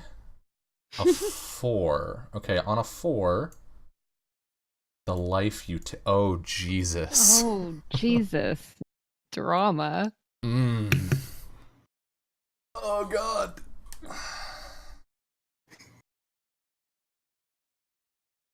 How comfortable is everyone with me just fucking everything up? Do it. Why not? You only YOLO once. You only. Okay. Wait a minute. Are you sure, Shania? You cool? Yeah, I'm Okay. cool. I'm cool. I'm good. I'm ready. All right. So we creep up on the hall, and I think it takes us a while to get there. I think we get there around dusk. Everything's just sort of turned into tones of orange and gray in the forest, and we have to sit sort of at the edge of the woods for a time watching. Then we see Alana leave the main hall and move to some like adjacent building, and we move forward and follow into the building after her, and we walk into this building, and Zara closes the door quickly behind us as we walk in, and Alana turns and sees us and looks like from each person, and then stops when she sees Lorelei. Hello, sister. Hello, sister. Oh shit. And then she looks at Zara. Sister in arms. Zara draws her sword. You're not a knight anymore, Alana. Come with us, and you'll be given the best that justice can offer you. And Alana just sort of smiles and reaches into her things and pulls her own sword. And I think she's visibly older than Zara. She's got probably a good decade on her and is obviously much more comfortable with her sword than Zara is with hers. You're not taking me anywhere.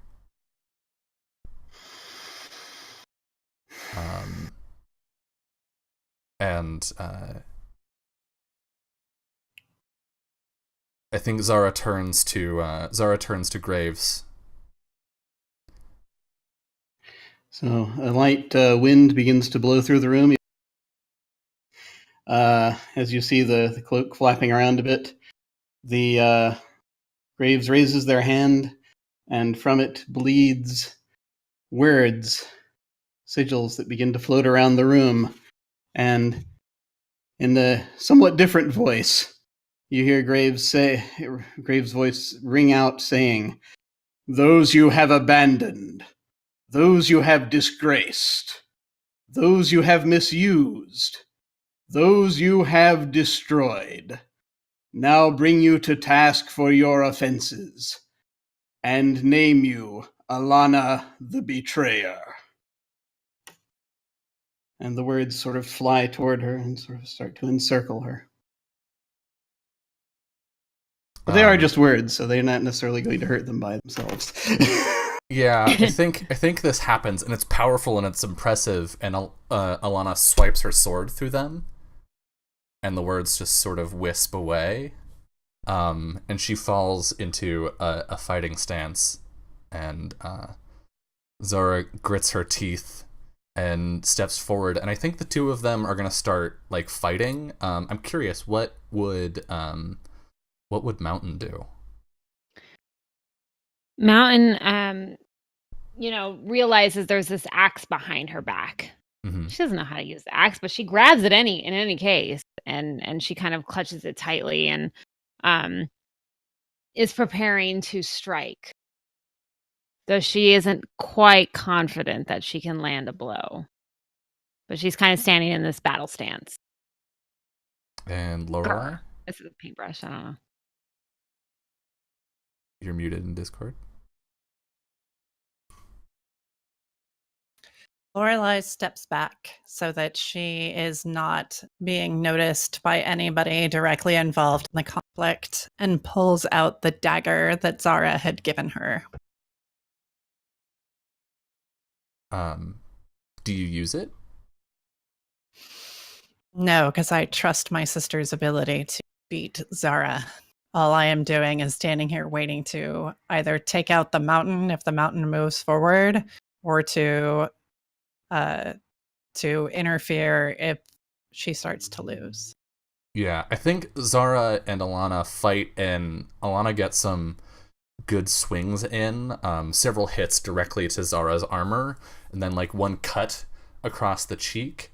But it becomes clear, like in that split moment, that Zara opened herself up to draw Alana in, and she disarms Alana, and brings the sword around and to rest at Alana's neck. What does Lorelei do?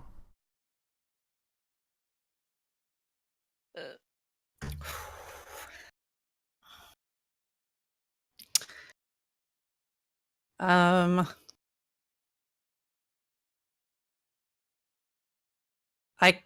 go in for a slide to try to kick Zara's legs out from under her. Okay. So you. Oh no, you guys are all muted from. What? Did you deafen yourself in Discord?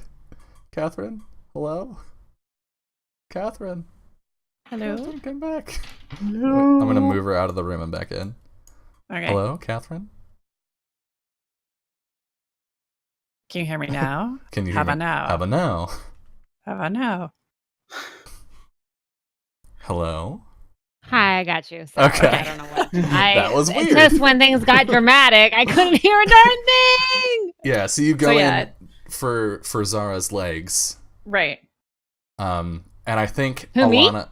No. Oh, Lorelai. thank you. Lorelai goes for Zara's legs, and I think Alana sees you move and smiles up at Zara, and lunges to make it like a two-pronged attack. But Zara, in her instinct and her adrenaline, pulls back in surprise as Alana pulls forward and drags the sword across Alana's neck. And you take 2 steps forward to like go in to drop Zara, but Alana falls to the ground. I think I actually just move myself around and kind of catch her as she's falling to the ground and lower her the rest of the way to the ground. I didn't. No. See Lorelai just bring her forehead to her sister's forehead, so they're nose to nose and forward to forward and forehead to forehead. And they whisper back and forth in a strange tongue. And her sister very quickly bleeds out on the floor. The mountain is a bit disturbed, having memories of her own sister's passing. She looks away from the scene and doesn't say much, but she lowers her axe kind of at her side. Sensing the very strong memories in the room that are currently happening, Graves stops the litany of names that they've been saying and realizes that it no longer matters because they're about to join them. Because Alana's about to join them. Oh, Alana of the Darkened Shield. Your oath is at an end. May you rest beneath your shield. Zara sheathes her sword. Honor even after all she's done. What a luxury. It's not honor.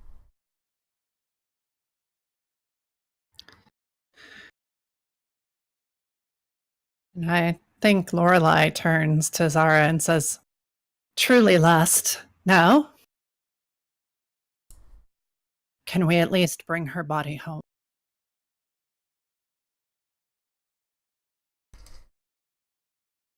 Zara nods, but she doesn't say anything.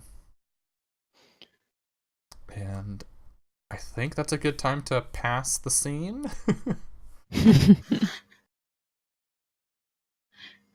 Okay. Janaya, it's your turn. My turn.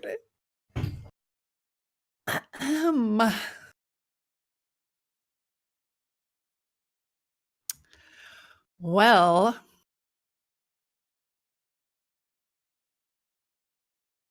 I think I'm going to go to the Circle of Ancients. Oh. I think that the Grey Rangers very quickly threw us out of the hall. No, actually, I scratch that. I think that we had to get the fuck out of the hall before the Grey Rangers found that we had violated their hospitality. And Just a smidge. And we go to the only place in the Hall of the Woods area that is safe from the Grey Rangers, which is the Circle of Ancients. A great dense woods that you walk through until suddenly it just opens up into this round clearing surrounded by trees. And in the middle of this clearing is a stone altar. And Lorelei sets the body of her sister on the altar. And she says, I'll stay watch over her. I need space. Mountain. Go ahead. Oh, Mountain understands this probably more than most, having lost a sister of her own, and she immediately walks away.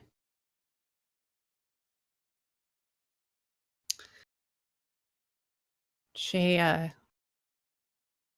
sits next to the body for a while, and she thinks of more the woods where she grew up with her sister, and of the time that they spent together, and of the oaths they had taken for their own culture, and the way that the traditions of the knighthood had pulled Alana away from those traditions and created this conflict between one oath and the other until she just shattered and had to find her own path. And she realizes that in this place, in this woods, there's an opportunity for me to bring her back to the path where she started, as long as the price that's paid is high enough. She takes the dagger, and one by one, and this is going to get a little bit content warning, this is going to get a little graphic. Please tell me to stop if it's too much. But she sets her pinky fingers on the stone and cuts off one and then cuts off the other. Her fancy, perfect, manicured hand of thievery sacrificed. And she takes the fingers and she squeezes them over the blood of her sister's neck. And she says some words in another strange tongue. And the body of her sister begins to change, as bodies can when the Rangers are near, becoming slightly ghostly and then disappearing into the armor, until out from the armor comes a vixen, a fox, who licks the wounds on my hand. And I turn to her and I say, "Run." And that's the end of my turn. Woo! Damn it.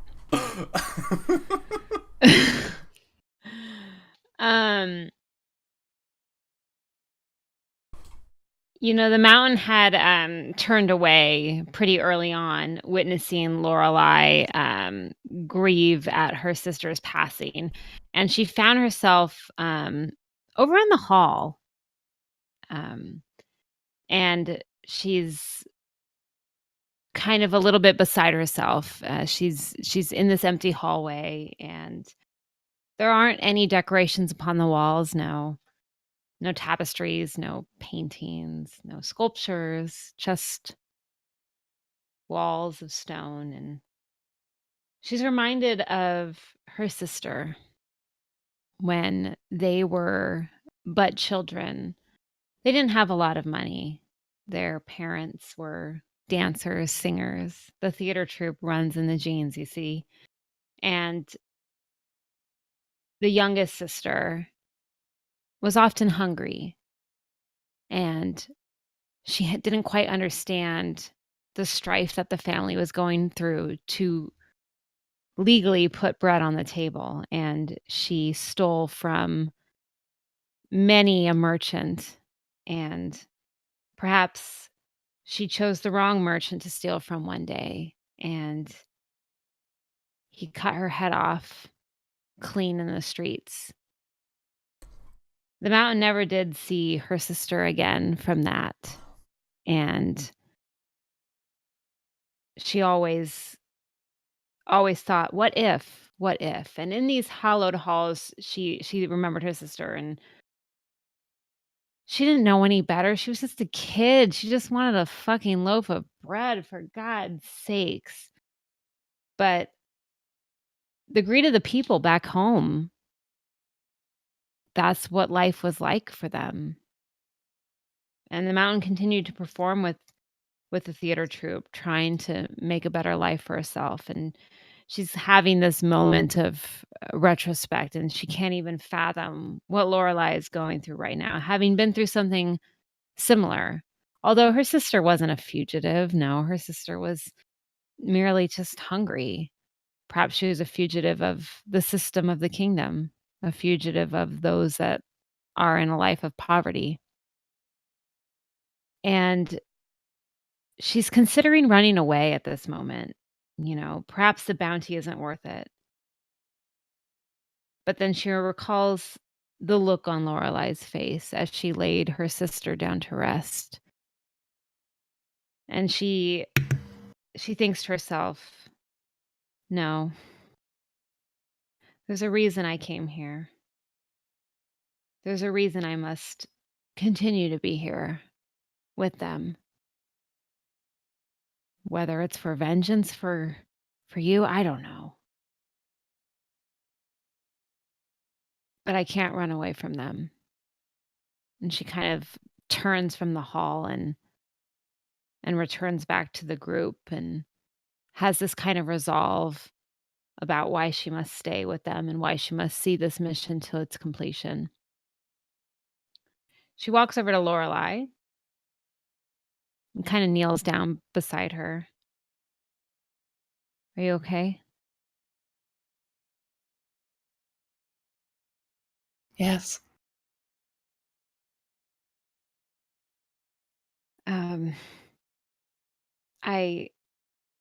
I understand. I suppose now is probably not the most appropriate time to delve into some elaborate backstory of mine, but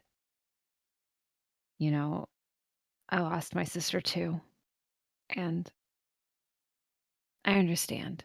And the mountain places a hand on Lorelai's shoulder and just kind of nods at her. I think my eyes narrow and I take a breath as if I'm just about to say something sarcastic and cutting. And then my face softens.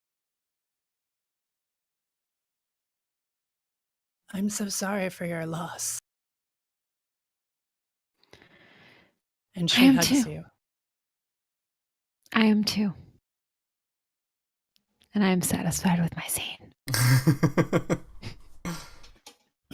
All right. All right. Graves. Okay, I got something. Mm-hmm.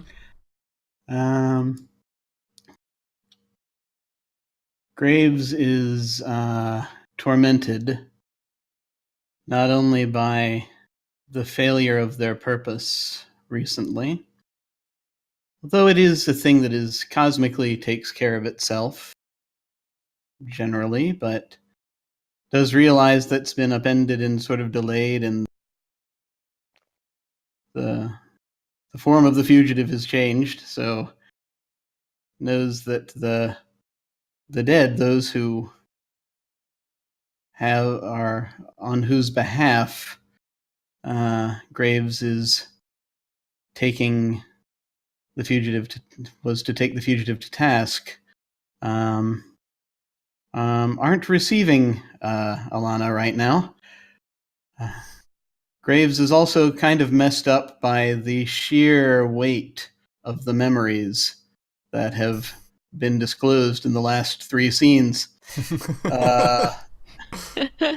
That the sheer weight of loss, something Graves is not used to, given the normally very Zephyr-like way in which they operate. And Graves finds themselves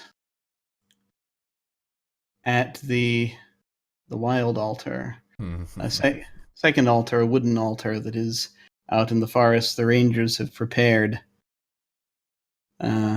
set up with a number of, I imagine that there are, there's a thing set up with large antlers sort of coming up atop this wooden altar. And I think that Zara is going to come upon eventually once she realizes that, where's Graves. I think Zara is going to eventually come upon them and see them sort of hunched over the altar doing something. Graves? It is a greater burden than had been anticipated. There is pain. There is too much pain in this. We cannot continue as we were. We cannot. As you get closer, you hear something that sounds like a kind of a rustling sound. Mm-hmm. Possibly a tearing. Graves, are you alright? And Zara will put a hand on your shoulder. And as you do, the shoulder gives, kind of a little bit like touching a very old book that's, as you feel bits of it disintegrating underneath. And Graves sort of hunches further down. Says, I cannot have this, all of this with me. It is not a burden of which I am proven worthy. I am not worthy. Graves, pull yourself together. Your task is not complete. Not until you speak to the Queen. Task will be completed. But I no longer can be trusted to hold all of the memories. Not for this journey. What do you mean? And Graves turns, and you see that they're missing a lot of words from their skin. Mm-hmm. And you see sort of clutched, pulling out of their chest, is this sort of bound up, kind of a scroll-looking affair. Oh, not again. I beg you hold this till our journey is done. Rip, Catherine. Discord, no. Let me bring her back in. Hello. I'm back. Oh, Sorry. okay. Guys, Discord hates me. I'm so sorry. I guess. Ooh. Zara looks at the scroll. And back to you, Graves. Of course. Thank you. I made this burden. You see, And she takes you it. see this. You see this. There are sort of shining, kind of golden tears coming down from their face. And you take the scroll. It's like it's whispering with lots of voices, and as of a lot that has happened recently. And Graves does seem relieved. Sort of stands back up, shifts around, looks different. The face changes. The the aspect changes, pulls the hood back, and you see that now there are these things kind of like little antlers coming up out of the head. They're paper-ish, sort of made out of the same stuff that Graves is made out of, but it seems that this altar has imprinted on them as much as they have needed a change here. Fresh desire, as it were. Nice. And Graves sort of looks up. Best get moving. Rangers are coming. And staggers off to find the others. Yeah, Zara like raises an eyebrow at that just dropped. The Rangers are coming, and like moves with some urgency. And I'm done. All right. Okay, so I could move the fugitive, or I could go to a location. That's true. I'm gonna go to a location. Oh dear. I would like to go to Spirit Lake. What a great prompt. What the Rangers teach you. So I think Zara rushes to gather you, and like gestures to Mountain, we need to go, and then up to Lorelei, and then sees that this altar is bare, and like maybe like a wrapping around Lorelei's mutilated hand. What did you do? My duty.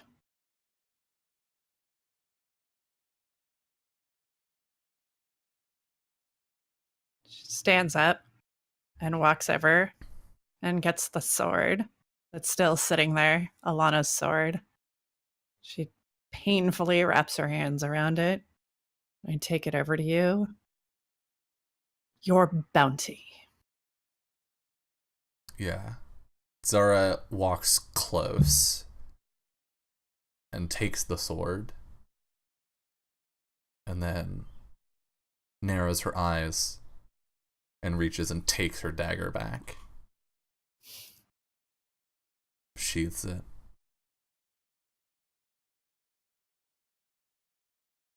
I suppose trusting your family was a mistake. And she turns. Come, we need to go before the Rangers get here. And we make our way sort of down the hills, and moving quickly. We can hear voices in the forest behind us, and we're moving quickly, maybe even running at some points, until we come up against the shore of a lake. And there's a whispering that comes from the lake, an inviting, enticing whisper of hundreds of voices that are calling us to come into the waters, to just lay down for a time. As Zara tries to pick our way forward, we hear a rustle behind us, and the Grey Rangers come out of the forest in force. Zara turns and puts herself between the Rangers and the group, drawing her sword, casting Alana's sword into the sand at the bank of the lake. But the Rangers don't raise any weapons. One of them steps forward and says, "Which of you took her life?"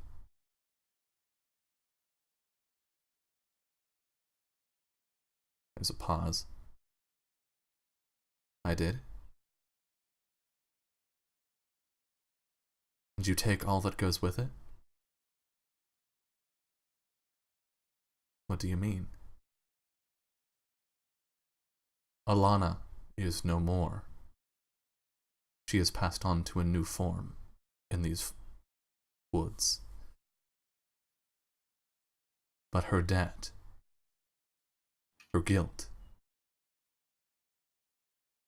They belong to the Oathbreaker that took her.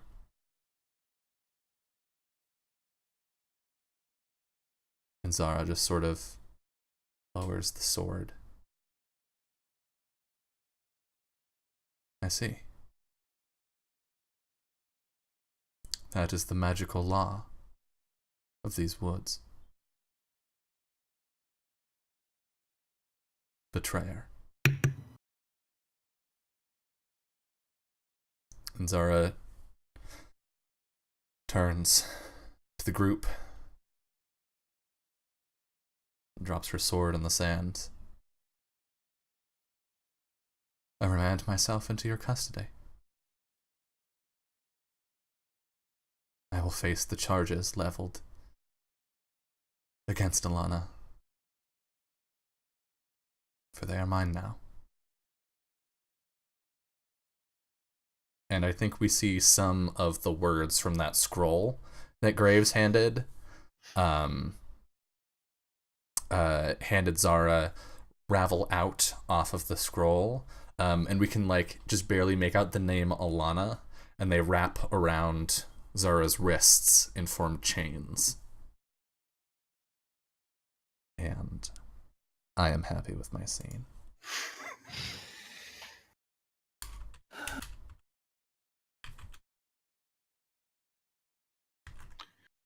Janaya,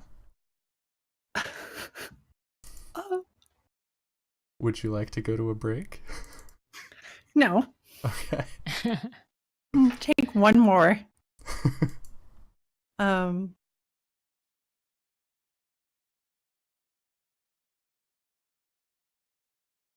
gonna say that continue at Spirit Lake. These voices from the lake start singing this sort of less seductive tone, more of a vengeful tone, as they begin to echo the voices of the people that feel betrayed by Alana. And Lorelei, who had been looking at the lake, and I'd been thinking about ways to slip away into the lake, that I fulfilled my purpose, and I didn't know what else to do. I turn and I walk towards Zara's sword. And I pick up Alana's sword. And I throw Zara's sword back at her feet. And I say, I don't know who you think the Court of Swords is that has come, but it's different now. The Court of Swords has come for you. Oh boy. Oh, shit. Ooh. What's the prompt for 6? Why we hunt the fugitive. Why we hunt the fugitive. Oh no. Please don't stab me.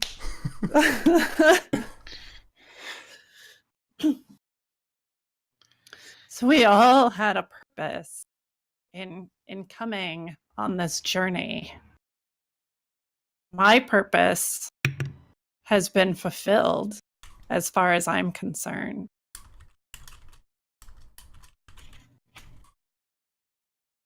So what is it that causes us to still hunt the fugitive, even though she's already been killed, even though we have this sword? What is it individually that makes us not able to just let it go? You know, originally the Mountain went on this quest for money. You know, she was looking for a way out. She was performing in a theater troupe and was often on the sidelines, and you know, no one took her seriously because she wasn't beautiful. She wasn't the picturesque performer you would expect to see, but she loved playing the ocarina. She enjoyed and reveled in being a bard, but it never was enough. It never was good enough for her, and she often thought about living a better life, what kind of life would her younger sister have wanted to live? And that kind of is what drove her to seek out another opportunity. And, she saw that wanted sign and was like, "Hey, money. Hey, what's up?" And, she thought that this could be her in. But seeing Lorelai go through such a similar close to home situation, she's kind of questioning the knightly root of things, if you will. Okay. Yeah. Graves is in a situation where they are bound to this task and either to stay at hand until the fugitive may be brought back, or until they perish. Neither of those things happened. So until such time as that fox passes on, they are bound to the physical realm and very much risk being changed by it. They can do naught now but continue at their purpose, even though it may become a parody of what it was. Because those are the rules. They cannot escape. So I think Lorelai turns to Zara and I say, "Look at your wrists. They do not just say betrayer. They say liberator. They say fighter. They say bringer of justice. They say opener of a new world. If you have inherited my sister's being, if you have become her fugitive, then you have inherited the oaths that you freed her from in her death. And those do not just lay with your knighthood. We cannot take you back as a fugitive to face her sentence, because then you would be betraying the oaths that you have written on your own."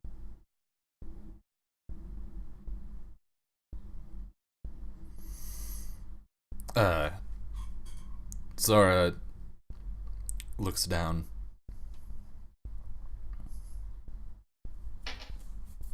Holds up her chained hands.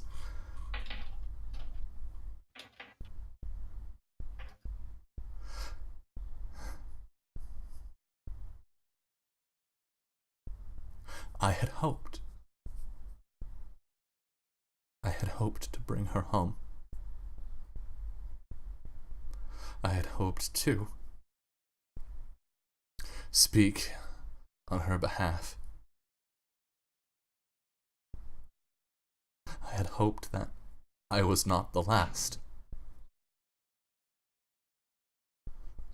But you said it yourself, Lorelai. I am where the knighthood ends. And there's only one way it can end.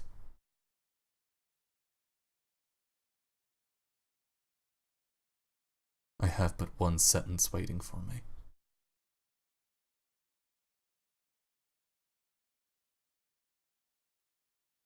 All right, I'm resolved. Okay, we are at the top of the hour, so we are going to step away to our final break of the evening, and when we return, we will see how the Song of the Fugitive comes to its end. See you soon. Dun dun dun. Hello, and welcome back to the final hour of Fun Shots in Full Pursuit, where I don't know if we're really in much pursuit anymore. But I don't. Are we have being to, pursued? I don't. I don't know, but I also don't have to decide that because Catherine, it's your turn and not mine. Oh, crap.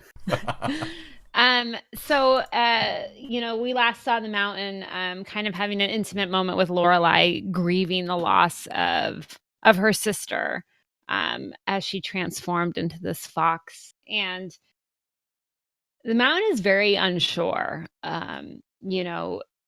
The Mountain literally followed a poster after money, not really understanding why this fugitive was even being hunted in the first place, just kind of seeing that dollar sign and thinking that that was going to free her from the sidelines of the theater troupe life that she had been living in. But, seeing Lorelai grieve at the loss of her sister reminded her very much so of her own loss.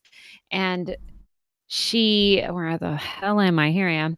She heads towards the Spirit River. And, this is kind of a sacred place, actually, the Spirit River. Legends once told of the ancient forest gods would visit the common folk, and became a place of prayer, a place of reflection. And it was something that her grandfather used to talk about, along with his wacky ocarina playing stories. And she's walking along this river and thinking so much about her sister and so much about what in God's name am I doing here? And the rest of the group, they're all kind of wandering this direction. And the fox that once formerly was the fugitive is following rather close behind them, not too far away from Lorelai, actually, almost as if the fox recognizes Lorelai from somewhere. And, the Mountain kind of notices this. And so, what do we do with this fox? She is your sister, no? She's turning to Lorelai. I think that the fox is still off in the brush, maybe a little bit. Mhm. And as soon as you call attention to it, Lorelai picks up a rock, throws it into the bushes. I told her to run. She has to go home. And where is your home, Lorelai?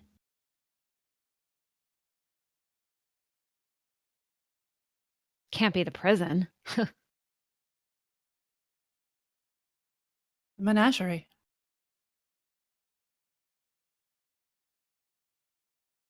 Where we came from originally.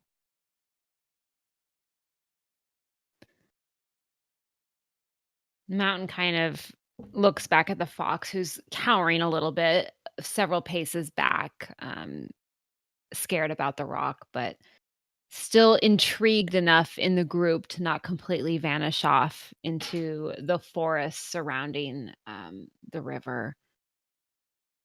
The Mountain kind of turns towards Graves. What good is it were we to bring back this foul beast? This is not our bounty.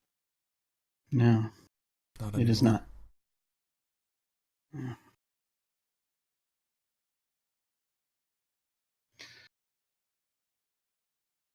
It would do no good.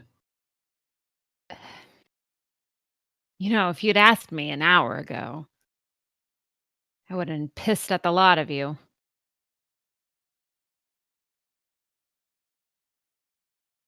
I don't want this money. If it's going to tear apart a family, it's not worth it to me.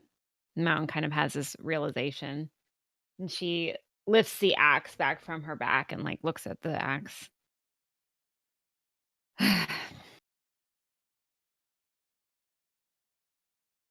I think we need to let the fox go.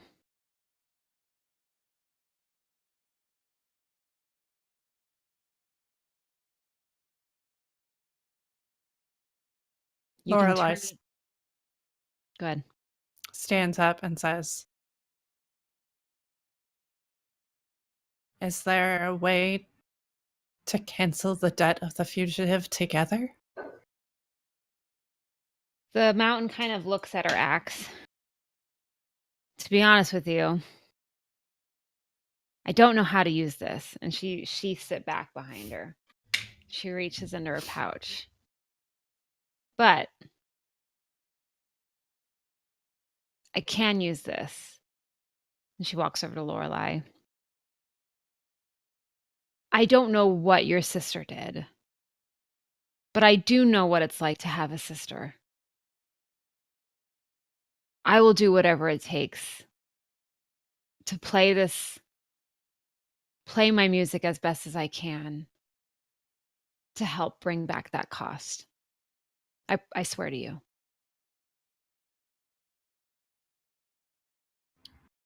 She just sort of cocks her head to the side.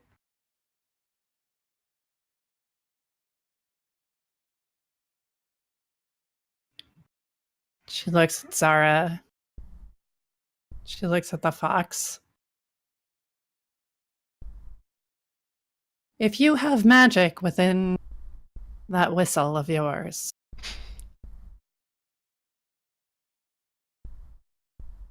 I'm not scared of anything anymore. But Alana and I, we will always be fine.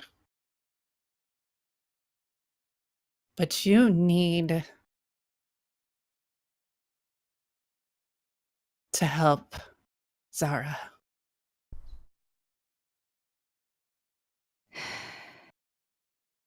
I don't There's know only that. one night left. And the knighthood,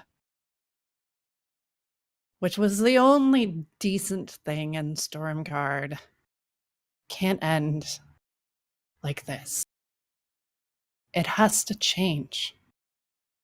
If you can break a bond with that flute, then don't break Alana's and don't break mine. Break Zara's tie with letting the knighthood end.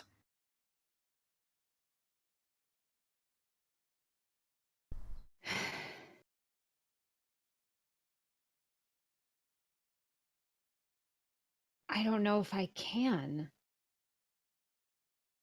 And the mountain kind of loses that air of confidence for a moment.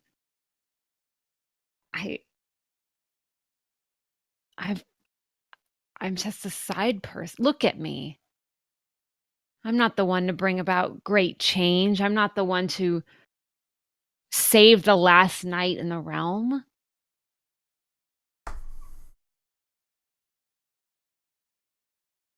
Lorelai laughs. This like you haven't heard her laugh like this ever. She's just like this kind of old, like deep tavern laughter. And she says, "Oh, Mountain, don't you understand? You, Mountain Bard of the Commoners, you have always been the only hero in this story. The Commoners are the only thing that has ever been able to save us." The mountain is taken aback by her words and thinks about the moment she heard about her sister's passing and how powerless she felt in that moment. There was nothing she could do that could stop the beheading for stealing a mere loaf of bread. And here is a stranger, really, who believes in her. And she's overwhelmed and she clutches onto her. Yes, Lord Arctic Frotz. This is an ocarina. And she clutches onto it. Oh, what the hell? I'm satisfied with my turn. All right. Hell yeah. All right, Graves. All right, here we go. I'm going to move to by starlight. Mm. Think as night is coming on, Graves has been doing a lot of thinking. Once again, having heard all that has been heard, and Graves just sort of has been standing there for out in the middle of this field for a little while. They then turn, they straighten up, and they turn. And they first walk toward they first walk toward Lorelei.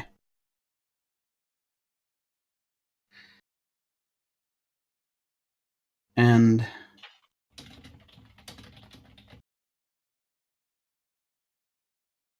they will say, I owe you an apology.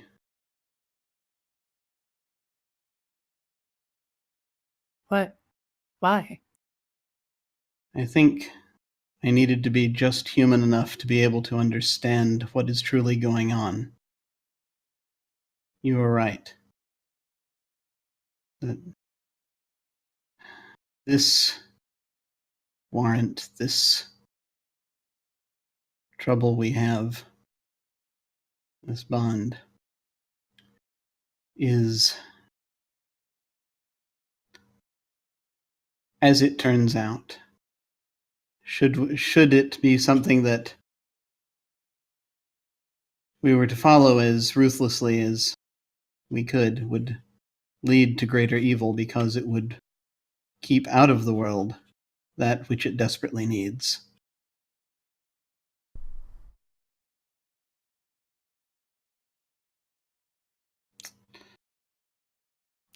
I am not going to fulfill my purpose. I see that now. Because it is not the right thing to do.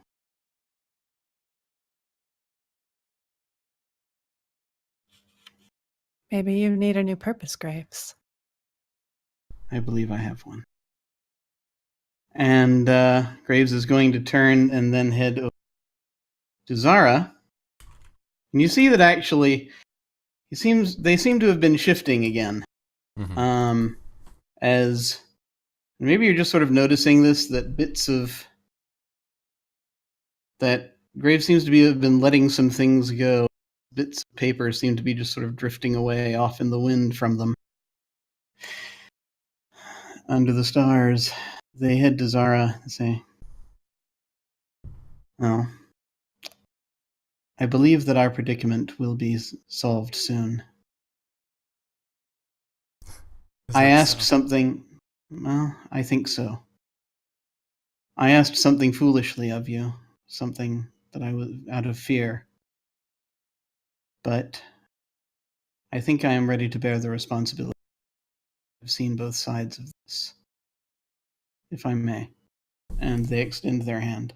Yeah, I think Zara just like turns so that their belt is with where the scroll is kept is facing you, and holds her arms out of the way so that you can take it.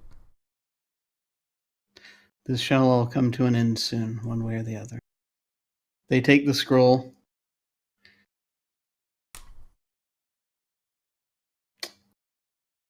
It has been an honor. They turn and head in the direction of the mountain. And they turn to Mountain and say, Would you walk with me for a bit? I have something I must ask you." Of course. Why the fuck not?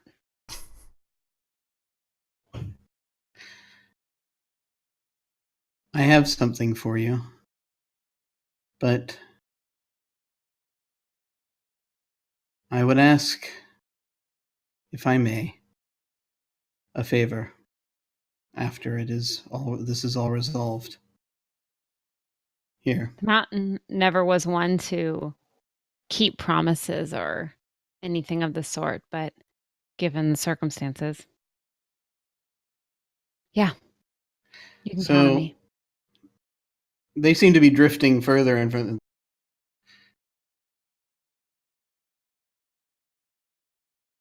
And once they get to where they can talk a little more, first, here. I kept this. Reaches up a sleeve, and you hear a little tearing sound, and holds out a piece of sheet music.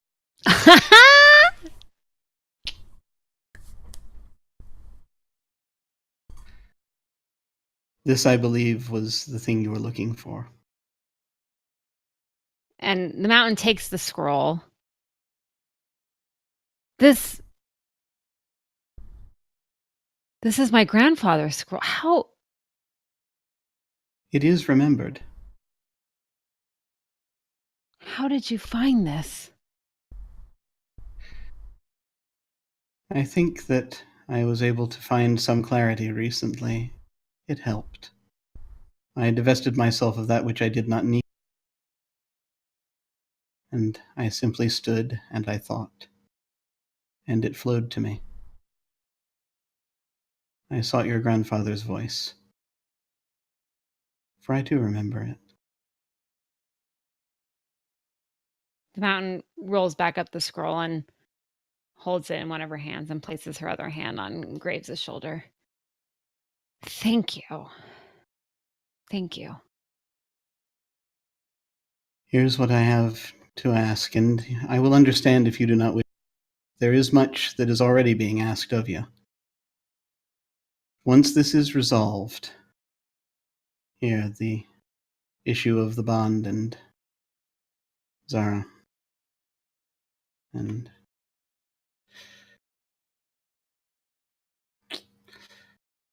the fugitive, as it were. There will need to be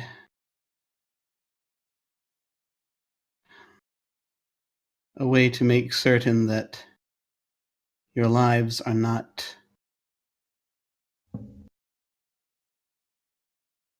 further made problematic, as this was an edict of the Queen. So I will need your help with something.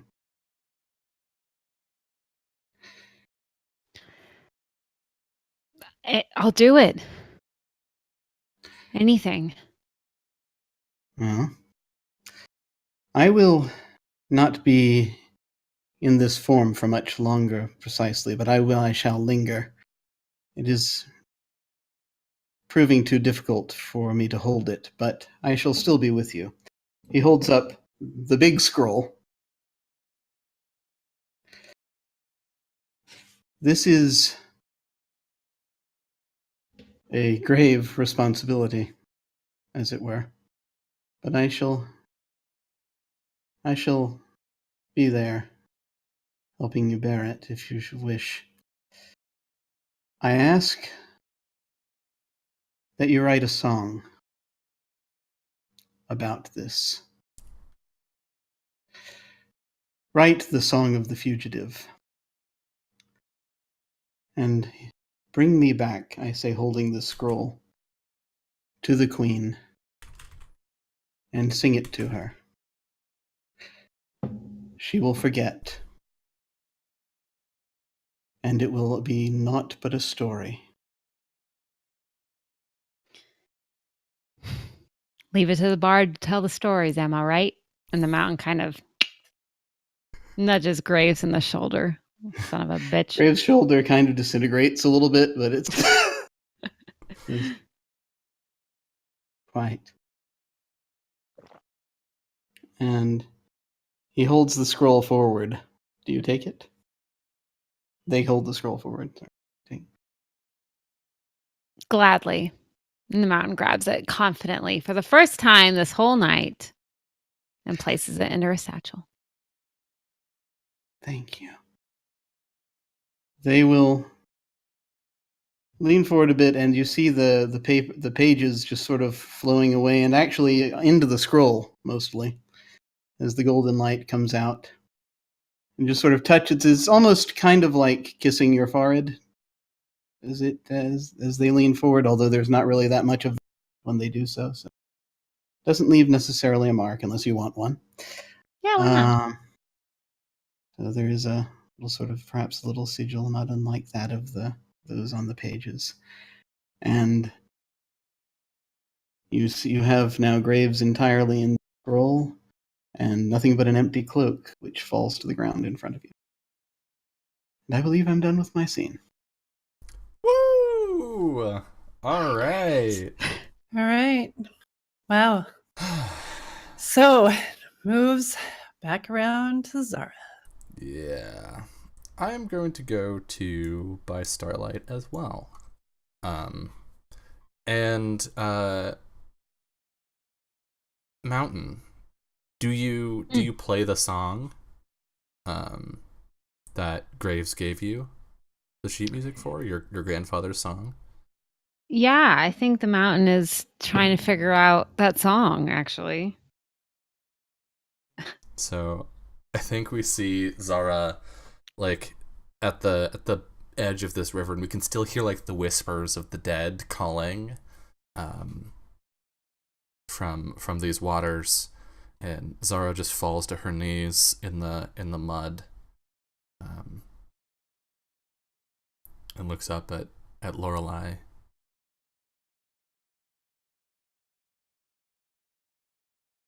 I'm sorry. Why?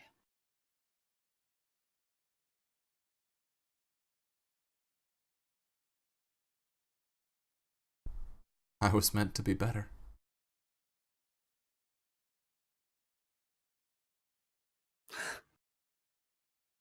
Oh, Zara. Do you know that my sister's favorite stories to tell were stories of you? Do you know that when she left the knighthood behind, when her heart tore in two, that the only reason that it didn't drive her mad was because she knew how much of the knighthood you carried in you? You're better than you've ever known. You just haven't had time to get there yet.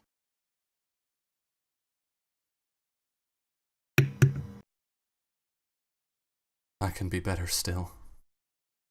And I think we hear sort of these notes of music carried on the wind.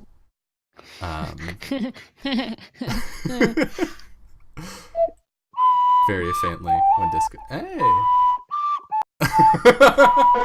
And copyright strike. We hear these notes carried on the wind from Mountain's ocarina, and the words that form chains around Zara's wrists start to crumble and fall like ash into the waters, and Zara holds her hands in front of her, separate from each other in surprise. I was meant to be a knight of the shield.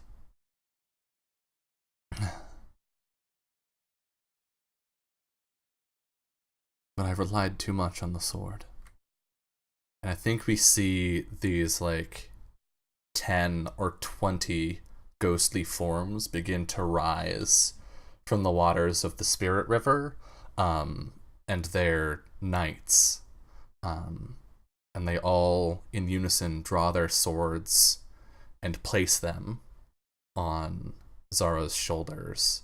And there's this like visible, palpable weight as they bear down on her armor. And she reaches out and pulls a black sword from the water and raises it to the stars and says, "This blade shall be named Regret." We'll draw blood. Nevermore.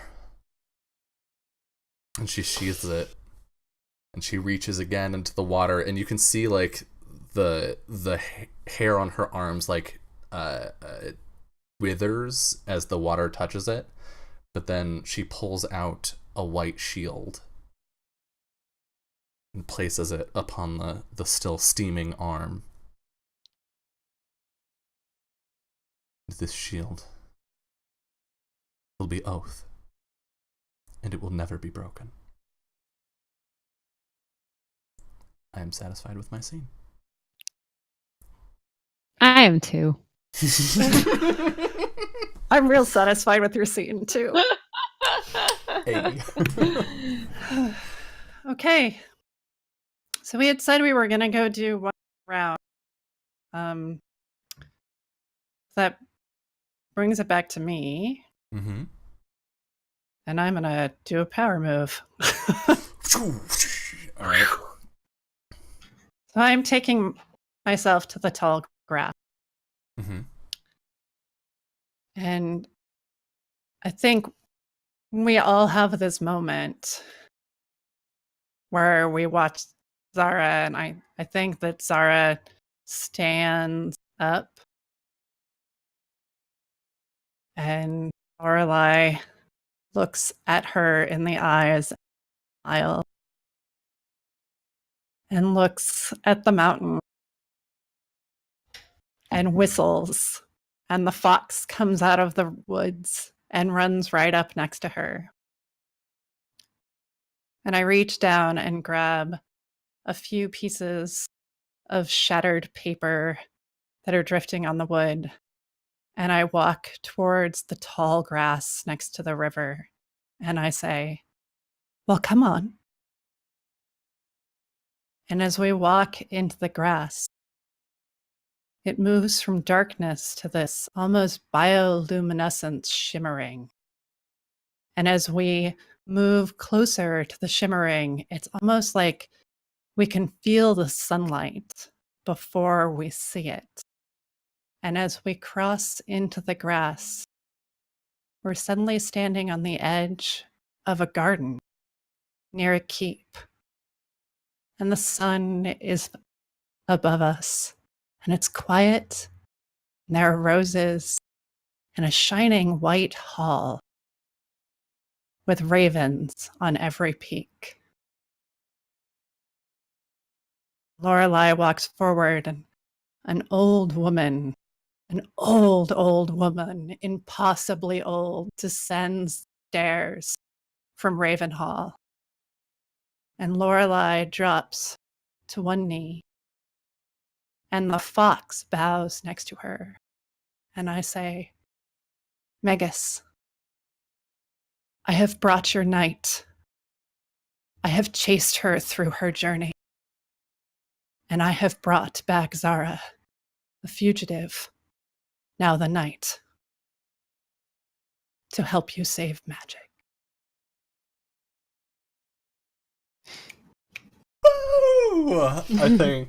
I think that's where we close. I think that's the end of our story.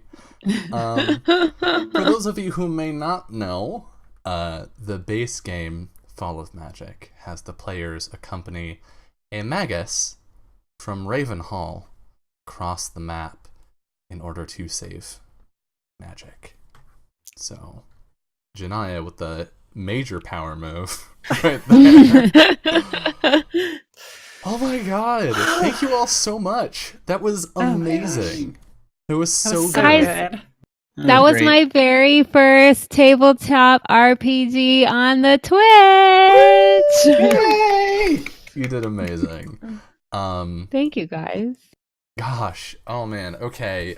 Before you go running away, scurrying, fleeing from the stream, we're gonna do some outros, and then I will find us someone to host, so you may remain entertained in your evening.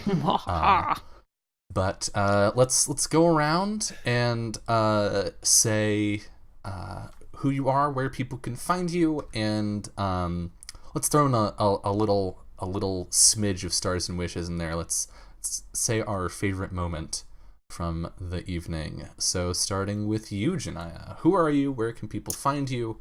And what was a favorite moment from tonight? I am Janaya, and wow, and I'm a little bit overcome. I am Janaya, and at Janaya on Twitter, which is the best place to find me, because you can also from there find me everywhere else. I have a Twitch channel where I make some art and talk about art things and basically make art accessible to people who've been shut out of it forever. So join me there. And then I also play good games with nice people wherever I can. So follow me on Twitter for that. And gosh, yeah. Favorite moment.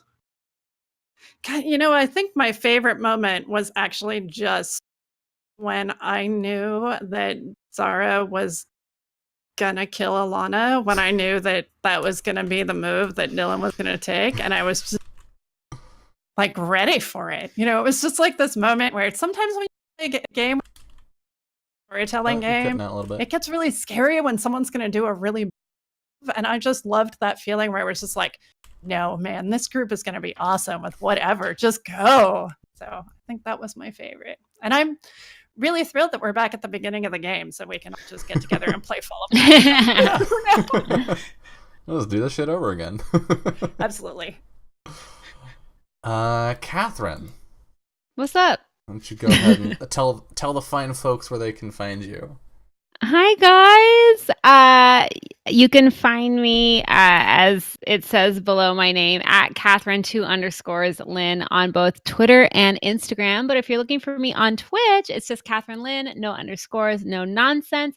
I stream every Monday at 8 p.m. Pacific time. I also stream multiple times throughout the week when I can. Our next stream is tomorrow, Sunday at 1 p.m. Pacific time, just in time before Game of Thrones. Streaming Final Fantasy. I like video games a lot, especially Weeby JRPGs, and I feel very lucky that these kind folk decided to let me play a game with them. I had so much fun. It was really fun. It was really, really fun. So I'm super stoked that I got to do this with you guys. So, but yeah, you can find me on all of the social medias. I'm really weird. I'm sorry. It's just it'd be like that sometimes. My favorite moment, I think was actually with Lorelai coming to the realization about her sister. That was really intense for me. And we didn't actually think about these characters. Well, I don't know about you guys, but I didn't think about this character at all before this stream, like literally at all. Nope. So it kind of all was just happening organically. And when I had that realization that Lorelai was like experiencing this grave loss, even in spite of whatever her sister may have done, that kind of like, oh fuck, that like got me. And I thought how that would impact Mountain a little bit there too. So that was definitely my favorite moment, just seeing that transformation from being living and then kind of sacrificing to be a fox. It was cute. I mean, not cute, but like, you know what I mean? Touching. Touching, yes. I don't know how to English. That's fine. Jim. Hey, I'm Jim Ryan. And your audio cut out. Okay. I think you're back. Testing, Just, 1, 2, 3, testing. I'm Jim, and then silence. Okay, you're good. I'm Jim, and then silence. That's pretty much usually how it is. Probably how it. Because when I get going, boy, I'm Jim Ryan. I am Other Doc on both Twitch and Twitter. I basically over on my channel I do one-shots of various games, usually indie games on Sundays. This Sunday we're doing Hell for Leather, which is sort of a biker coming back from the dead and taking revenge on his gang thing. And on Wednesdays we do mini campaigns. And we're doing Tremulous this month. On Mondays now, starting a couple of days, I'm going to be running Inspectors over on Katie's channel, Katie Face. If you want to check that out in the afternoons. And for my various other projects, links to all manner of other things, go to jimyesthatjim.com. And as far as my thoughts on this whole thing, this was glorious. I'm so glad I finally got to play Fall of Magic. I wanted to for so long. Ever since I backed the first Kickstarter. So I think my favorite moment, the parallel sister stories were wonderful. And I loved them so much. And that's running neck and neck with Janiyah, that ending. Beautiful. Beautiful. So it's basically those going on. Yeah, those were wonderful. And I'm so glad I was here to witness it. Hell yeah. I'm so glad that you were here. I'm so glad that all three of you were here. This was fucking amazing. This is my second time playing Fall of Magic. Obviously very different from the base version of the game, but it was just... It was a blast from start to finish, even when it hurt. I am Dylan, aka Anarsis, on Twitch, Twitter, YouTube, Itch.io, and Patreon. If you want to keep awesome things like this happening on the channel, consider checking out the Patreon, where rather than having things associated with specific pledge levels, it's all cumulative goals. So as the community reaches certain funding points, I release rewards publicly to everyone. Another way you can support is by giving bits. Here on Twitch, we have a channel-wide bit goal, which we are over 50% of the way through, which will have me running a bonus one-shot of Monster of the Week. And, of course, if you liked this game, and you want a game that is similar to it, but much cheaper, and also you have to print it out yourself, sorry, you can buy my game, Spoken Magic, on Itch.io, which is a card prompt role-playing game, in sort of the same mood as Fall of Magic, but much more introspective and a lot less about the group on a journey, I guess. So yeah, you can find me here on my channel. Obviously, I will be back live tomorrow night at 6 p.m. Pacific for episode 5 of Legends of Mahoria, our Ryutama mini campaign that we're doing in between half seasons of travel. And then I will be live on Wednesday at 5 Pacific with more video gaming stuff, probably Prey. That's what we're working through right now. And on Saturday, obviously, we will be back here with the next episode of Fun Shots, which I should probably see what time that is. It will also be at 5. So same start time as tonight's show, May 18th, 5 p.m., right here for episode 2 of Fun Shots, which will be called Pew Pew Mew Mew. It is a one-shot of a GM-less game called Laser Kittens, in which we will be kittens with superpowers, I guess. Lauren... Why not? Lauren, JL_NiceGirl on Twitter is facilitating that. I am very much looking forward to it. And yeah, that's all I have to shout out for now, so thank you all again so much. Before I go, thank you for the hosts tonight. Thank you, Janiyah, I'm calling you out. Thank you for the sub tonight. You're welcome. Thank you, Danny Dragonsparks, for gifting that sub gift to Catherine, and thank you, Catherine, for the bits. Thank you very much. But whether you chatted or lurked or are watching this on YouTube, every bit counts and helps make this experience worth it. So thank you so much. But most importantly, have a wonderful rest of your night. Good night. Bye. Bye. Farewell!